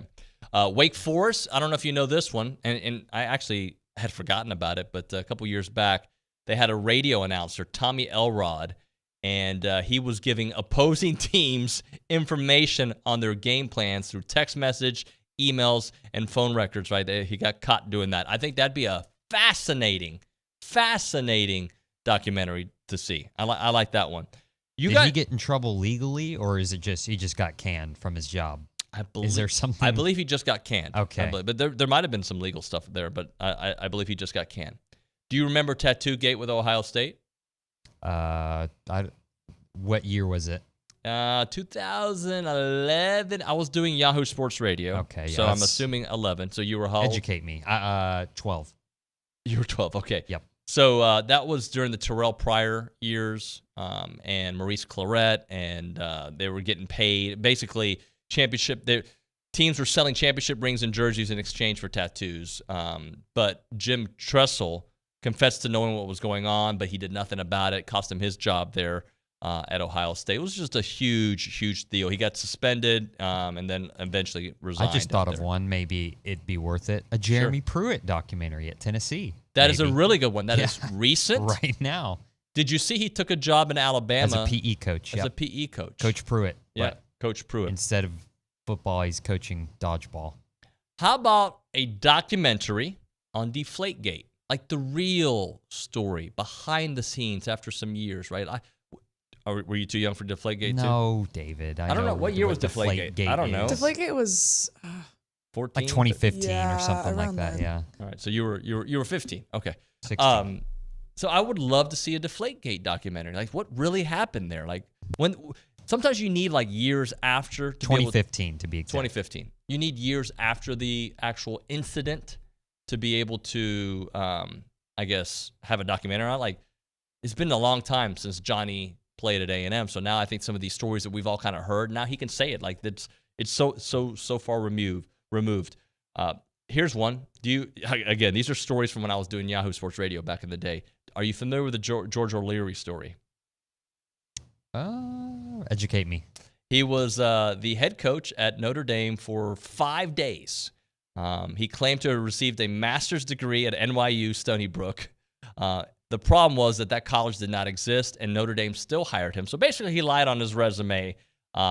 People found out about it, and then 5 days later, he was let go. I'd love that whole story. That whole thing, to me, would be a phenomenal one. They need to bring back Last Chance U is what they need to do. They stopped doing that with football teams, and I don't know if that same coach is at East Mississippi Community College or whatever it was, but that's when that show was at its peak, when they were, winning all those games, but that guy was just on another level crazy. I never got into that show. I think it's worth watching. It is good, I will say. I tried. It was like whatever.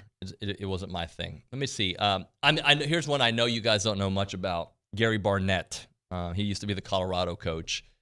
Basically a sex, drugs, and alcohol kind of thing, which happens at a lot of college campuses. But he basically, this scandal was there was phone records showing that he had an escort service used for recruiting. Like there was a lot of behind the scenes things.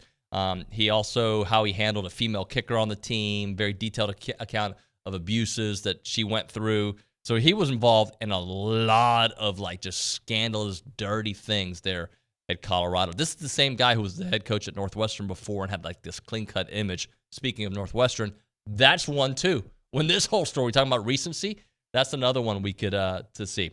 So those are a couple that I'd like to see. I see a bunch of text messages coming in on that. We'll try to get to those here, maybe at around Aggie Land, because we're going to have Jordan Pugh on the program here in a moment. But before we do that, let's talk about our good friends there at the Association of Former Students, the Century Club. One of the main ways they raise money is through that Century Club. You've probably seen all the famous.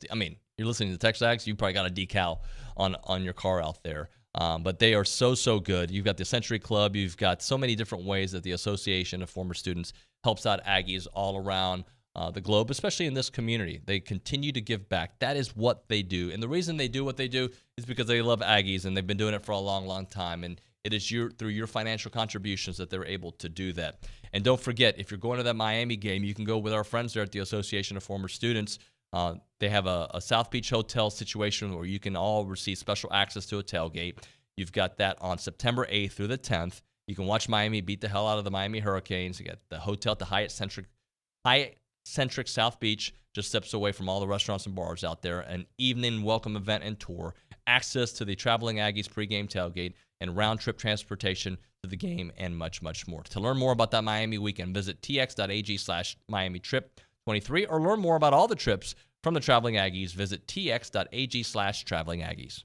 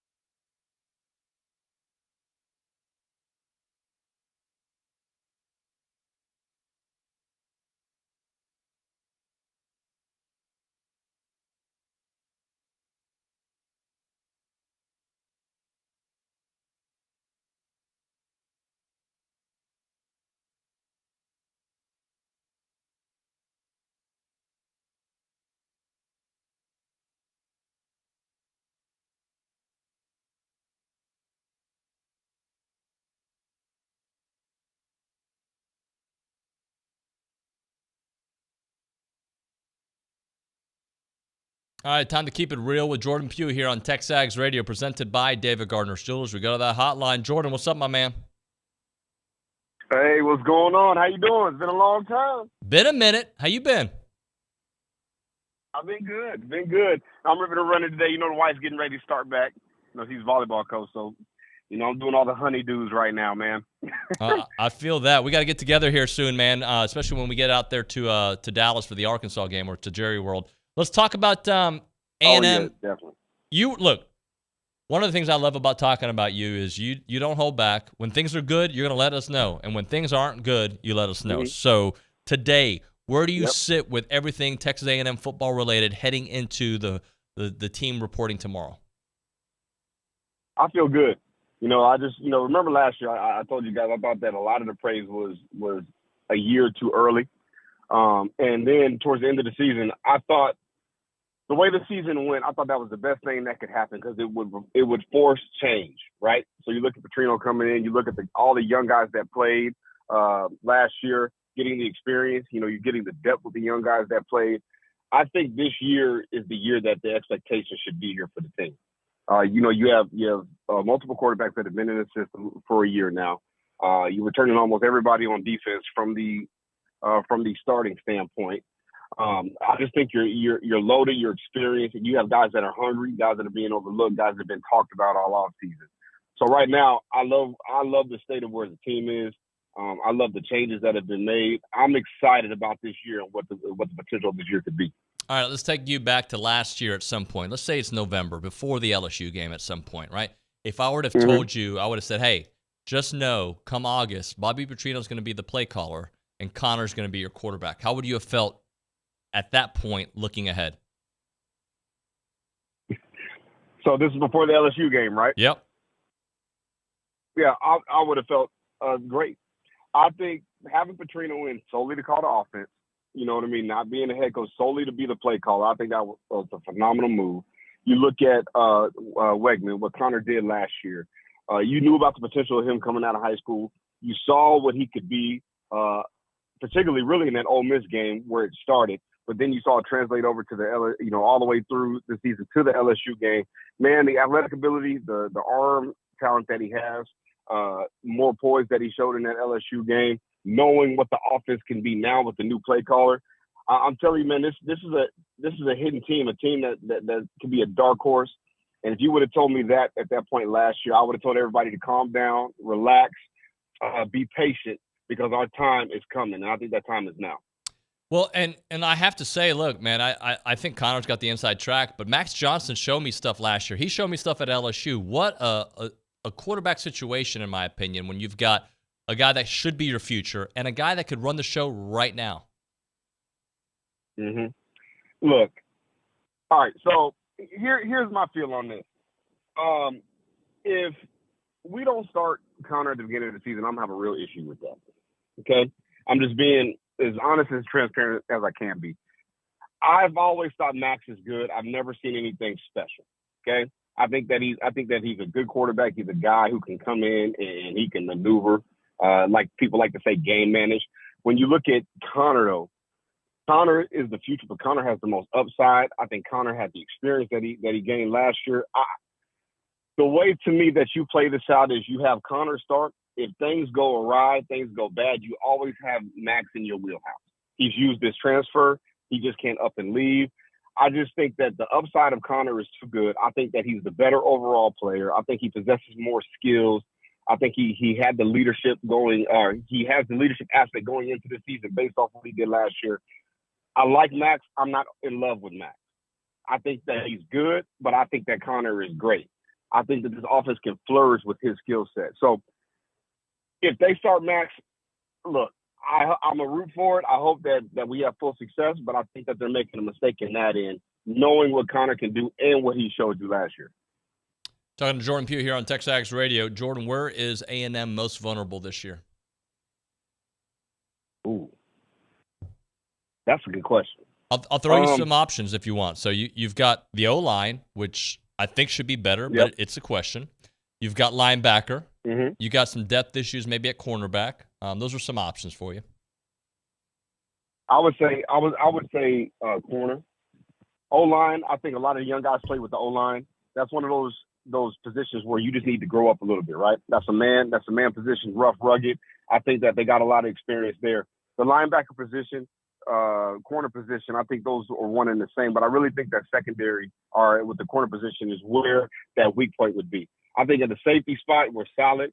I think with a lot of our guys leaving, with Antonio Johnson going to the draft, other guys getting drafted, I think that we've lost a lot of talent. I think we lost a lot of production at that spot. So I think if there's any spot where there's a weakness, I think that could be the weakness. But I don't think it's going to be a big weakness based off what we have up front. I think with the guys that we have up front, the big guys that can rush the passer, that can create penetration, create chaos off the line of scrimmage, I think that will ultimately help the secondary, along with our veteran guys in the back end at the safety spot. So I think, man, that corner spot is the one that, if we're being picky, I would go after. But overall, from a team aspect, man, I don't think it's going to be a huge thing that we need to look for as far as a weakness. Is there a position that is, in your opinion, the strongest on the team? You look at the tight ends, you look at the wide receivers, you look at the D-line, and from what we've seen and what we expect to see, that's the strongest. Oh, the wide receiver position. I mean, you Evan Stewart, Nia Smith back. You got Moose back. I think you got the emergence of Noah Thomas coming on. You could throw Green in there at that tight end position. Sometimes they flex him out. I think that our wideout position, I think, is one of the most underrated groups in the country. Right? Everybody talks about Ohio State. I know a lot of people are giving Texas a lot of love. I think a lot of people are not looking at what we have offensively at that wide receiver spot. We have explosive playmakers. We have guys who can win one-on-one. We have guys who can go attack the football, catch it, make contested catches. We saw that with Alabama and Evan Stewart. We saw that with Muhammad and LSU. I think that we have an explosive group. I think we have one of the most underrated groups. I also think that's our strongest group. And I think with Petrino coming in, him being able to utilize what he does on offense and get those guys in matchups that will create success, man, I think that wide receiver position is the most explosive group, or one of the most explosive groups in the country. Talking to Jordan Pugh here on TexAgs Radio, presented by David Gardner's Jewelers. All right, let's talk about Ainias. Let's talk about Damani, because you've been on teams where there's been a lack of leadership, and I'm sure you've been on teams with great leadership. Having those guys back after all that they've gone through, and potential to go to the NFL, but also recognizing they had to do more stuff at A&M, and also help their NFL draft stock by playing another year. Right. Those guys are what you call the anchors of the team. Every team, man, there's always talent, especially with how we've recruited. There's talent everywhere, right? There's talent from the front line all the way to the back end. Same thing with offensive side, from the O-line to the wide receiver spot. But you need those anchors. The one thing that Ainias does offensively, he brings that anchor spot to the offense, that foundational piece. He's the guy who's been there, who's played every single year, who's highly productive, but he's also experienced all the highs. He's experienced all the lows. He can relate those to those guys. Same thing with Damani. Damani on the opposite side. You have those two guys who have experienced life at the top, experienced life at the bottom. You know what I mean? Right. And they can be the mainstays for our young guys as they continue to grow, as they continue to develop, as they continue to understand how to play this game at the college level. So having them is of absolute importance, especially having Ainias back on that offensive side. I think that's huge. That gives our quarterbacks, for example, confidence, understanding that you have a mainstay, a guy who you can count on time in and time out to make plays for you. So I think it's absolutely vital and huge. How do you see them using Ainias this year? So a lot of guys that I coach, man, through my program, they ask me who's one of the best player that I ever played against. I always tell people this. One of the best guys I ever played against was Percy Harvin. Mm-hmm. Percy Harvin was one of the most dynamic football players I've ever seen in person, and that's who Ainias reminds me of. They can use him in the backfield. They can use him in the slot. They can split him out wide. He can return punts. He can return kicks. I think he is the ultimate Swiss Army knife, but he's the ultimate mismatch problem for a defense, right? Looking at the guys that we have on the outside, from Noah to Evan, you got Moose who can play in the slot. You have Green, who's a mismatch with guys within the interior of a defense. I think Ainias is that guy, man, that you can move all over the place, and you just need to get him the ball in a multitude of fashions. And I think with Petrino coming in, understanding how he runs offenses, I think he's going to thrive in that offense, going to be one of the top playmakers in the SEC, if not the country, because he's that versatile of a weapon. I'm excited to see what he does in this offense, and I think he's going to be huge for us this year. Who's the most important person on defense? Who's the guy that like has to? And look, they got a lot of dudes, but is there somebody? Is it maybe Edge Cooper because the linebacker spot is a little vulnerable? Boy, you must be reading my mind because that's exactly what I was about to say was Cooper. Cooper at the linebacker spot. We need more consistency with the linebacker play, but I think just the experience that he had, I think being able to solidify and stop the run game, being able to man the defense. You have the money that can help in the back end. I just think that he brings a stability. He brings a certain leadership aspect from that position. But if he can maximize that linebacker position, I think that you can see this defense just overhaul and be explosive and be dominant this season. I think he's important. I think he's a playmaker. He has all the athletic ability. I think he could be a foundational piece and a glue piece within that defense that could really help us excel. So you're expecting a pretty big year. Are you in the double-digit wins? Are you at the 9 wins? Are you at an 8 win? What? I mean, you don't have to go game by game, but just ballpark. What kind of year? My expectation is to be in Atlanta. That's my expectation. There is no excuse this year for this team. Okay, so let's just put it out there. I know everybody has their stuff. Everybody wants to hold back. I've been on this drum since last year. I think with the experience that this team went through, I think with all the young talent that was forced to play last year, they were forced to grow up right in front of your eyes. They have the playing experience. They have the talent. They've been putting in top recruiting classes since Jimbo's been there. This is the time. The time they need to turn over right now, and they need to be at least in Atlanta this year. They have the guys up front on defense to cause havoc. They have the experience in the secondary with you got Gilbert, you got Damani Richardson back there. You have a lot of the young guys. You have Chappelle on the outside. You bring in Tony Grimes from UNC. You have those pieces. You have the most explosive receiving core, I think, in the country. You have two quarterbacks that have optimal experience in the SEC. You have an O-line that grew up. This is the time to me. If there's no other time to do it, this is the time to do it. I don't see any other way. But I'm excited about the group. I think this is the year that they can creep up on a lot of people because the expectations aren't as high, and I think they play better when they know that they're doubted. So I'm excited about this group, man. But this year is no excuses, man. No excuses for me at all. Jordan, we're going to be doing it weekly during the season. Oh, you know this. Get a full analysis, full breakdowns. You know this is what we do, Dave. We have to do this. We are going to do it, my man. Thanks so much. We'll talk to you here in a couple weeks. All right.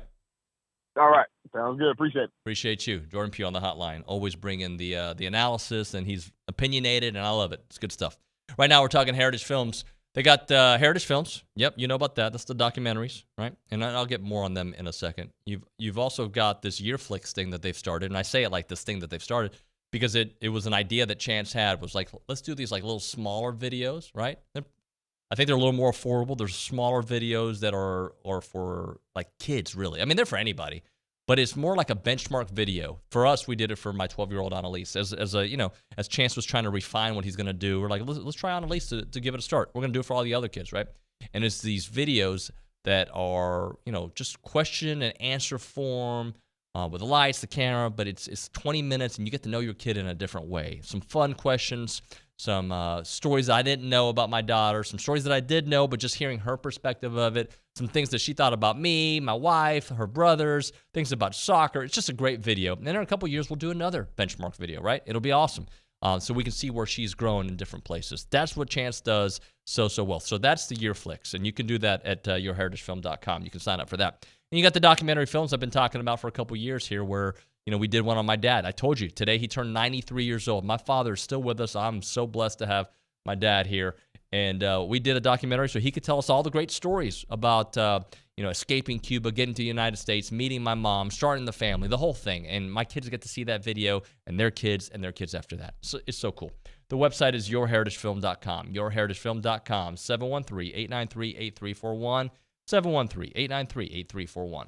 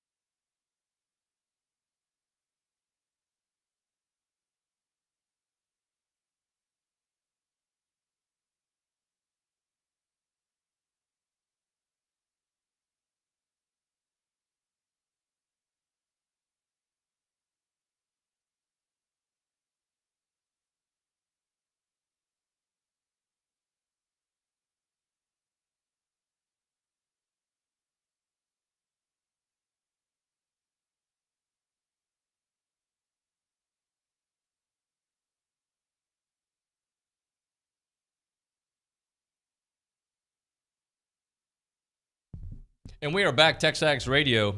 I know a lot of you are, I don't know if complaining is the right word, Kay, but a lot of you are confused. Like, there's no music during the breaks. Well, there is if you're listening on the Zone.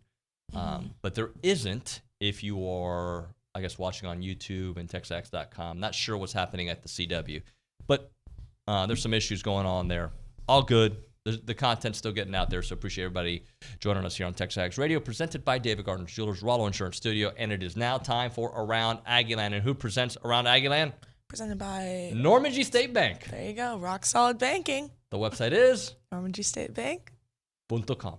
We were gonna swap back and forth. Hey now. So let's get into it. What do we got? Let's get into it. Don't have a lot.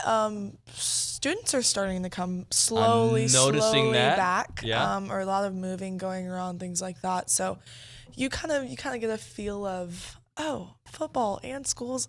See, the bad thing is school starts the same time that football gets going. So it's like, I'm so excited for football. When's the first day of school?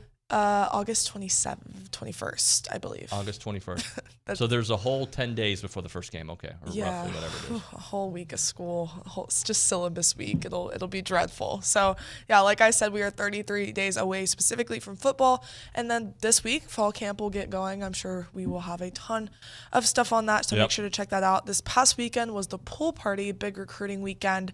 Have a lot of great interviews on the site, built up some recruiting momentum, so make sure to check those out as well.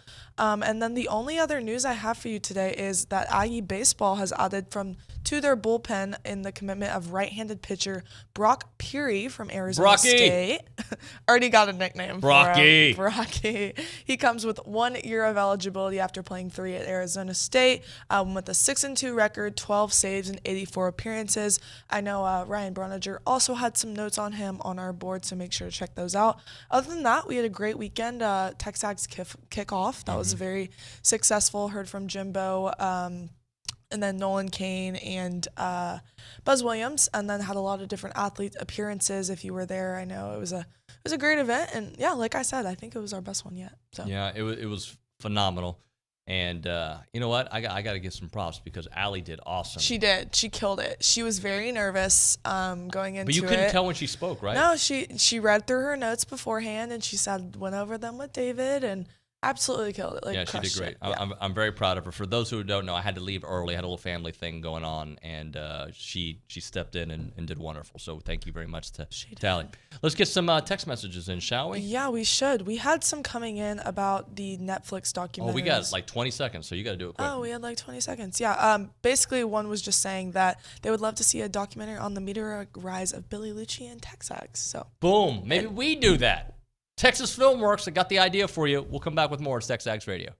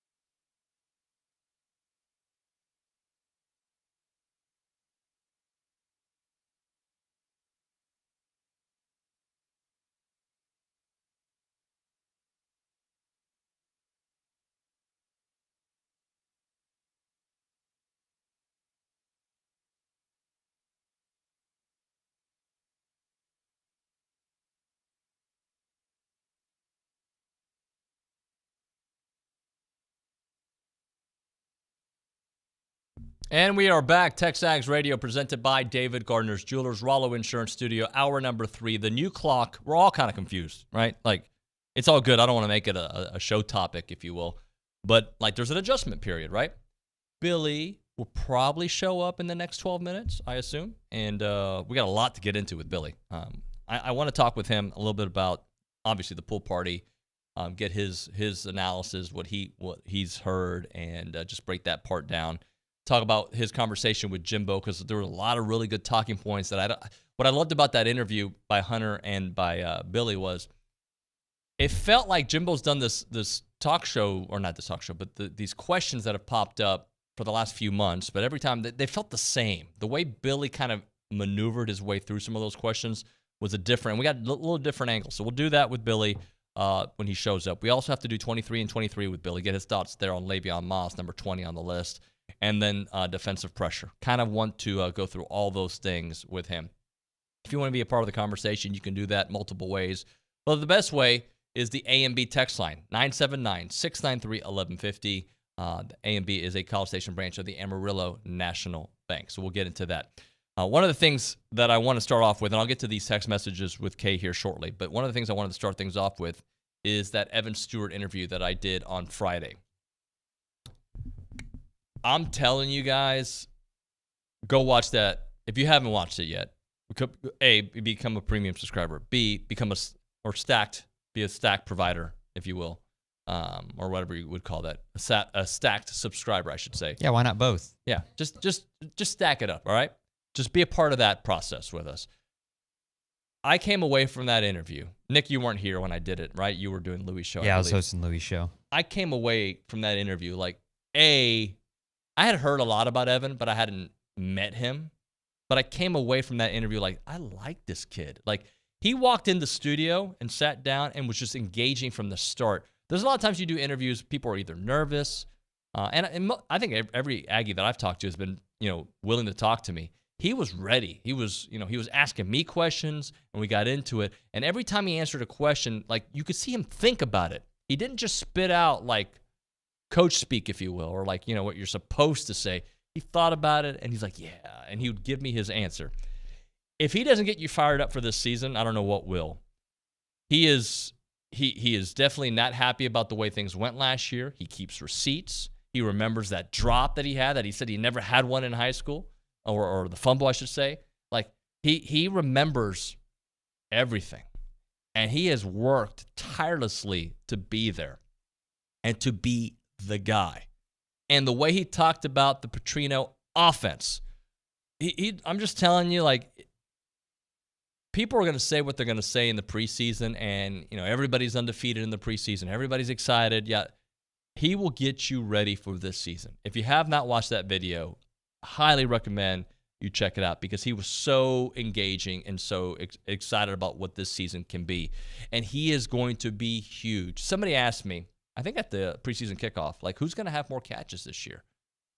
I don't know. To be honest with you, I don't really care, but I care, right? Like, I love Anais. I love Noah. I love them all. I love Moose. But, like, who's going to have the more catches? That's not where I'm at. But, hey, buddy, we going bowling later? Yeah, it does have a bowling. There's a little bowling. I bought this one. It's a nice shirt, though. I bought this one for Cabo, and it was a good shirt for Cabo. It's a good shirt just to go. I like it. Yeah, it's a good one, just like with some shorts for dinner. Yeah. Go eat somewhere and go to Flora Farms. Perfect, not formal, semi-formal. No, formal. It's like a casual, it's like a linen. But it's what I'm saying is, like, you can wear it with shorts. You can probably wear some pants. You throw some shorts on here, and then you get a little, some, what are they called? Drivers. Uh-huh. You know what those are? No idea. Little shoes. You probably have a pair and don't even know it. They're just like, they're called drivers. I don't know why. I guess they're comfortable to drive in. You don't wear them with socks. They're just like little. Yeah, I have to wear socks. You could go cheap, expensive. I don't care. Drivers. Yeah, look them up. You need some, actually. So what I was saying. Although you got wide Flintstone feet, I don't know how that works. How do you examine people's feet? Well, I'm just assuming you do, because I'm a white human. Calves, your calves and legs are the size of tree trunks. Tree trunks, yes. Yeah. You don't look nimble on the soccer field, I've been told. No, but I can run people over. I just made that up, and it worked. No, Zane said that. Oh, did he? Yeah, he said it before. He's making fun of you? Yeah, he's made fun of me. He thought it was terrible. Thinks he's a supreme athlete, doesn't he? He does. But He thinks I'd he's like a for him to supreme join us thinker. sometime. He's a supreme thinker as well. So I've been thinking a lot about Evan Stewart just because of my interview on Is Friday. today an Evan Stewart day on your No. list or what? No, Okay. I just was talking about it and you walked in. I getting to know him a little bit. Again, a little bit. I really like the kid. He was very engaging. I called him precocious because he asked questions back. Like it's She's not just an answer. precocious. Is that a song? She knows just what it takes. You don't know that song? No. Betty Davis eyes. It's the only other time in my life I've heard the word precocious And I did it on the show. to describe Evan Stewart. Yeah. He asks questions. Yeah. He cares about the conversation. He thinks about the answer before he says it. He's- That all impressed me. Well, he's really smart. I say kid, really smart young man. Yep. And I know where the joke will come here when you say, I'm going to say you don't build the following he has on social media without, I guess you can build it without being smart because Lord knows plenty of people have, but Gotta have something. you also, you watch his stuff and you talk to him and you see him interviewed and you know he's smart. And so you know a lot of that success he's had even on social media has to do with his ability to, kind of understand what people want, his ability to, he's figured it out. Right. He didn't kind of fall into that stuff. He figured it out. And to have that kind of following is really impressive. The timing of it with NIL and stuff is perfect for him. I know that's private stuff, but I imagine he makes a lot, and you don't see him listed. Oh, there's an NIL, Right. but I think he and his family or team or whatever probably have a great setup in terms of what he's been able to monetize with that social media following. Whereas in the past, you lose your amateur athlete status, lose your amateur status. It's good that those days are gone, and especially so for someone like him. But I think obviously he's not camera shy, but there's a personality there that you can see why he's real popular in that locker room. Yeah. And as a football player, he's more talented than, he's different type of receiver, but I put him up there with like Christian Kirk in terms of the most talented receiver I've seen come in to A&M. Now, I'm not saying like somebody's already yelled out the name Mike Evans, and I get that, but if you were sitting there thinking that Mike Evans was going to be what Mike Evans is, or even what he was at A&M when he first got to A&M, you're lying to yourself. Because unless your name's Mike Sherman or Mike Evans, and I've talked to Mike, and outside of maybe those two, probably Johnny, because when Evan Stewart, and again, if Evan Stewart comes close to being what Mike Evans was here, he'll, because of his measurables, he'll probably be a first-round pick. But if he comes close to that, he's had an amazing career here. And he'll also be playing here 2 more years and out the door because he'll fly out of here after 3. But remember, and he probably shouldn't have, but Mike Evans redshirted. So when you're watching Evan Stewart make those catches against Bama and those catches and those plays against Ole Miss and some other SEC teams, Mike was redshirting. So he's just, because he was such a 2-sport star at Galveston Ball, he flew so much under the radar. There was some development that needed to be done, whereas Evan came in supremely polished. And that's why I make the comparison to Christian Kirk. And you go look at each of their year 1 impacts. Kirk, I'm assuming, I'm not positive, I'm pretty sure had bigger numbers. But people forget about Evan Stewart. He had, over 650 yards as a true freshman, but he missed 2 games. He missed the Miami game and he missed Abilene Christian, right? And missed out on a bowl game, which Christian Kirk had. If you add 3 more games to Evan Stewart, I said Abilene Christian, 1 against UMass, a bowl game, and then that Miami game, even if he averaged 75 yards in that game, he's putting up, I think, Christian Kirk freshman type numbers. So I'm looking at Christian Yeah. Kirk.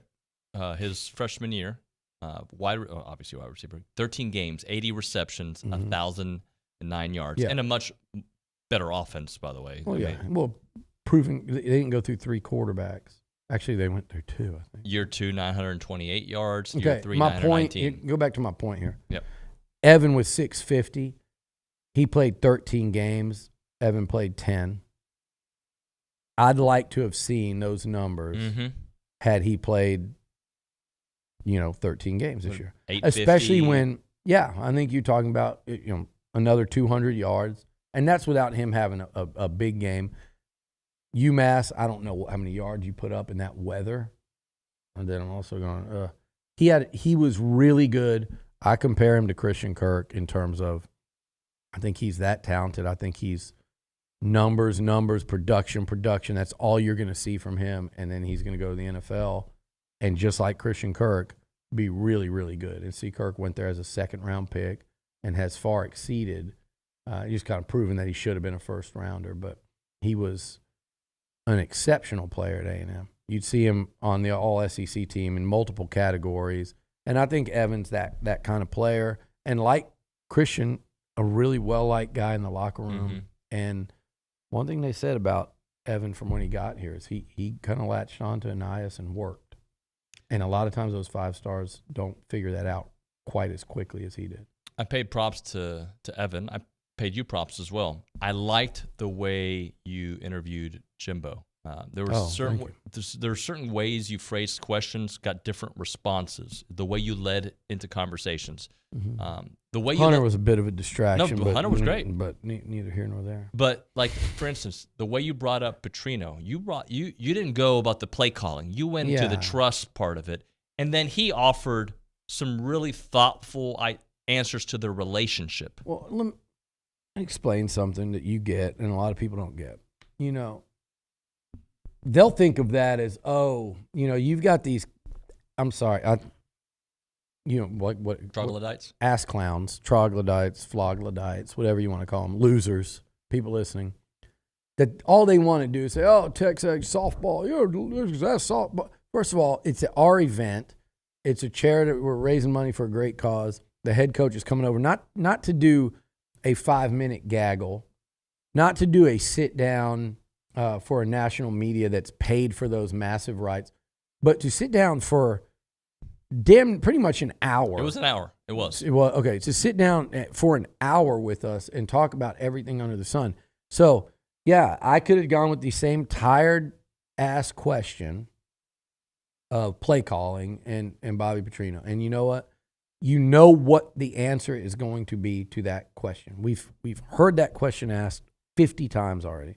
So me asking it 51, not only do I not get the answer that people want, but you also don't get what we got. And to me, that was more important, was like a deeper explanation of why did you hire him? What did you see there? And get the explanations of the why, and then how has it been? I feel like not enough people have asked, how has that gone? How much have you enjoyed it?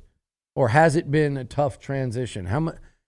And I knew the answer to that, and I was hoping he was going to answer it in the way that I knew what the answer was, and he did. And my goal in doing that interview was to get Jimbo I wanted everyone in there to feel what I've noticed about him, and I've said it on here. And I wanted that room and our subscribers and A&M fans to know, like, man, there's a high degree of excitement and expectation. And I love the way he started the whole thing off. He said, part of it, I said this whole, and he's like, well, first and foremost, I'm pissed off, and then at the end it said, hey, we got to go. We got to get back. We got a lot of work to do. We got to get back to work. That's what Aggies want to hear from their guy. And he can sit in that setting, and I feel like he just does a different interview. How many times did the crowd break out in applause? Like 3 different times. Yep. And I thought the whole event was great. Jimbo, I would challenge anyone to find him do a better interview since he's been here. And I don't know what he's done at Florida State, but He was fantastic. In 6 years since he's been here, I thought that was great. And again, he conveyed what I've been getting from not only him but the staff and the players, which was, it feels different. We got to see it in practice, and we got to put it into practice on Saturdays. No excuses. We're out of them, but this feels different. There's an energy, there's an excitement level, and now you realize it's not just the players coming in here. The head coach feels the same way. It's very noticeable. Well, and I didn't know amidst all the who's calling play in Nashville if that really was able to come off as much as I had hoped it would. this is not a shot at others who have worked here in the past. Mm-hmm. But one of the things he said was his job has evolved so much that he feels comfortable leaving a meeting or leaving a situation because he knows it's going to get done the right way. Yeah. I'm not saying he didn't trust the guys before, Yep. but there's such a level of trust with Bobby Petrino. It's like, look, I got to go take care of this. I got to take care of that. My job has evolved so much. It's going to get done the right way. Yeah. And Chaney and Coley, who he's worked with forever, Damian Craig, who's recruiting lights out right now, who he's worked with forever, and then Adazio, who, people just look at the production on the field last year on the O-line, and we can go into that forever between injuries, inexperience, and I think he probably looked back and said, yeah, I could have. I don't know this, but I'm thinking as someone that goes back and assesses when things go wrong, like what could I have done differently? I'm sure he's got plenty of that. But let's not forget, too, that your O-line coach has been a head coach at, Temple, Boston College, Colorado State, O-line coach there under Urban Meyer at Florida. So the resumes in that room and the experience all the way to, Chaney as an analyst, it's like, well, they got to be having fun in there, and there's got to be, and what I have heard from other people is there's really, truly an open flow of ideas. If Jimbo is this guy who's this dictator who doesn't want to hear anything from assistants that some people try to present, would he have that kind of head coaching experience and that level of coach in his inner circle? I don't think he would. No. The fact that he has them in his inner circle says he believes in those guys, that they can do what they have to do, and he can move on to other projects. There's a lot of guys that A&M could have hired along the way, and time will tell if they, did you make the right hire? Did you not? And I don't care the coach. Nick Saban's made some bad hires. Mm-hmm. The key is, do you correct those bad hires quickly, or are you too nice and you don't want to make that? That's always, because everyone's going to make bad hires. Sometimes the bad hire even is hiring somebody that's in and out of there so quickly that they don't really have an impact when you should have seen that coming, and you could have hired the next guy that, hey, he didn't want to be a head coach, or let's say an O-line coach that didn't want to be a coordinator, and whatever. But there are plenty of O-line coaches that Jimbo Fisher, one of them is at Georgia, Stacy Searles, that Jimbo had the option, and he took Steve Adazio. That was his hire, and there were they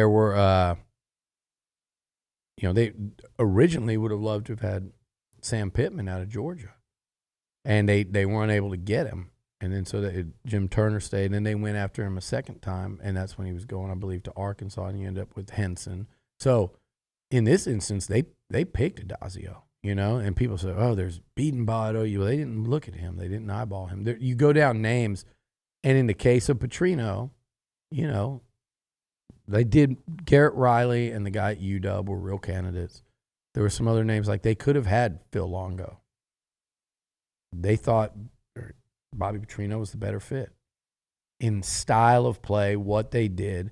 There's a lot. I heard somebody the other day how excited they are for Phil Longo at Wisconsin. Well, you should be. That's great. But people at North Carolina weren't crying that Phil Longo left for a lot of the reasons that we are worried about A&M, which is the ability to line up and get that yard, the ability to power it in. And you think about it, Carolina had a good running game. They had a great running game the year A&M played them.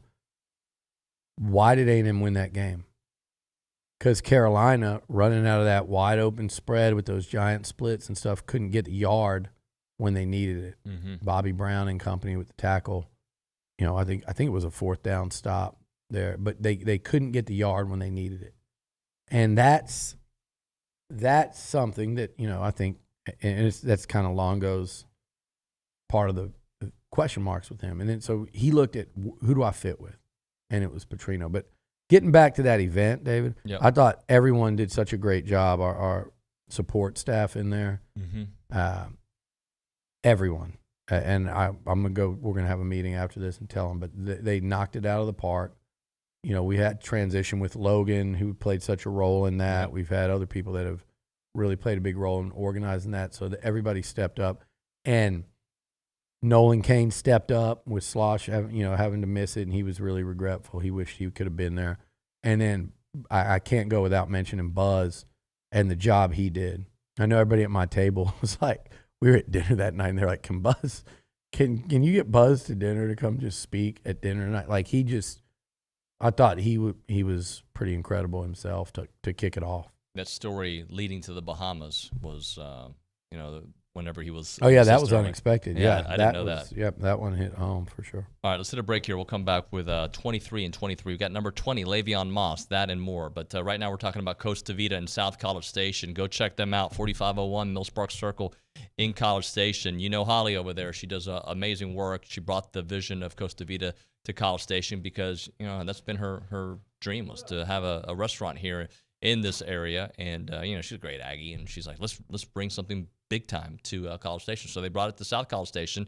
It's a very popular spot. You can go for morning. You can go for your breakfast. You have your breakfast tacos there. You have your coffee. You have your breakfast meeting, or whatever you call it, morning meeting there. It's awesome, right? You can go for lunch, get yourself the great food, and then dinner, of course, as well. And I've told you many times, my boys who just continue to eat and eat and eat and eat and don't gain weight, must be nice.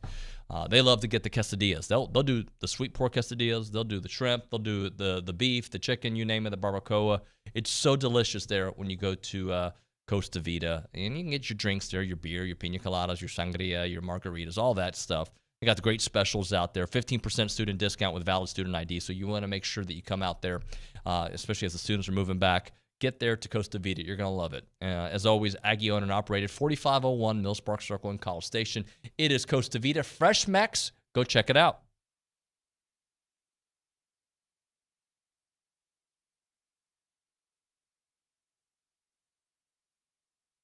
500 or click hillcosupply.com.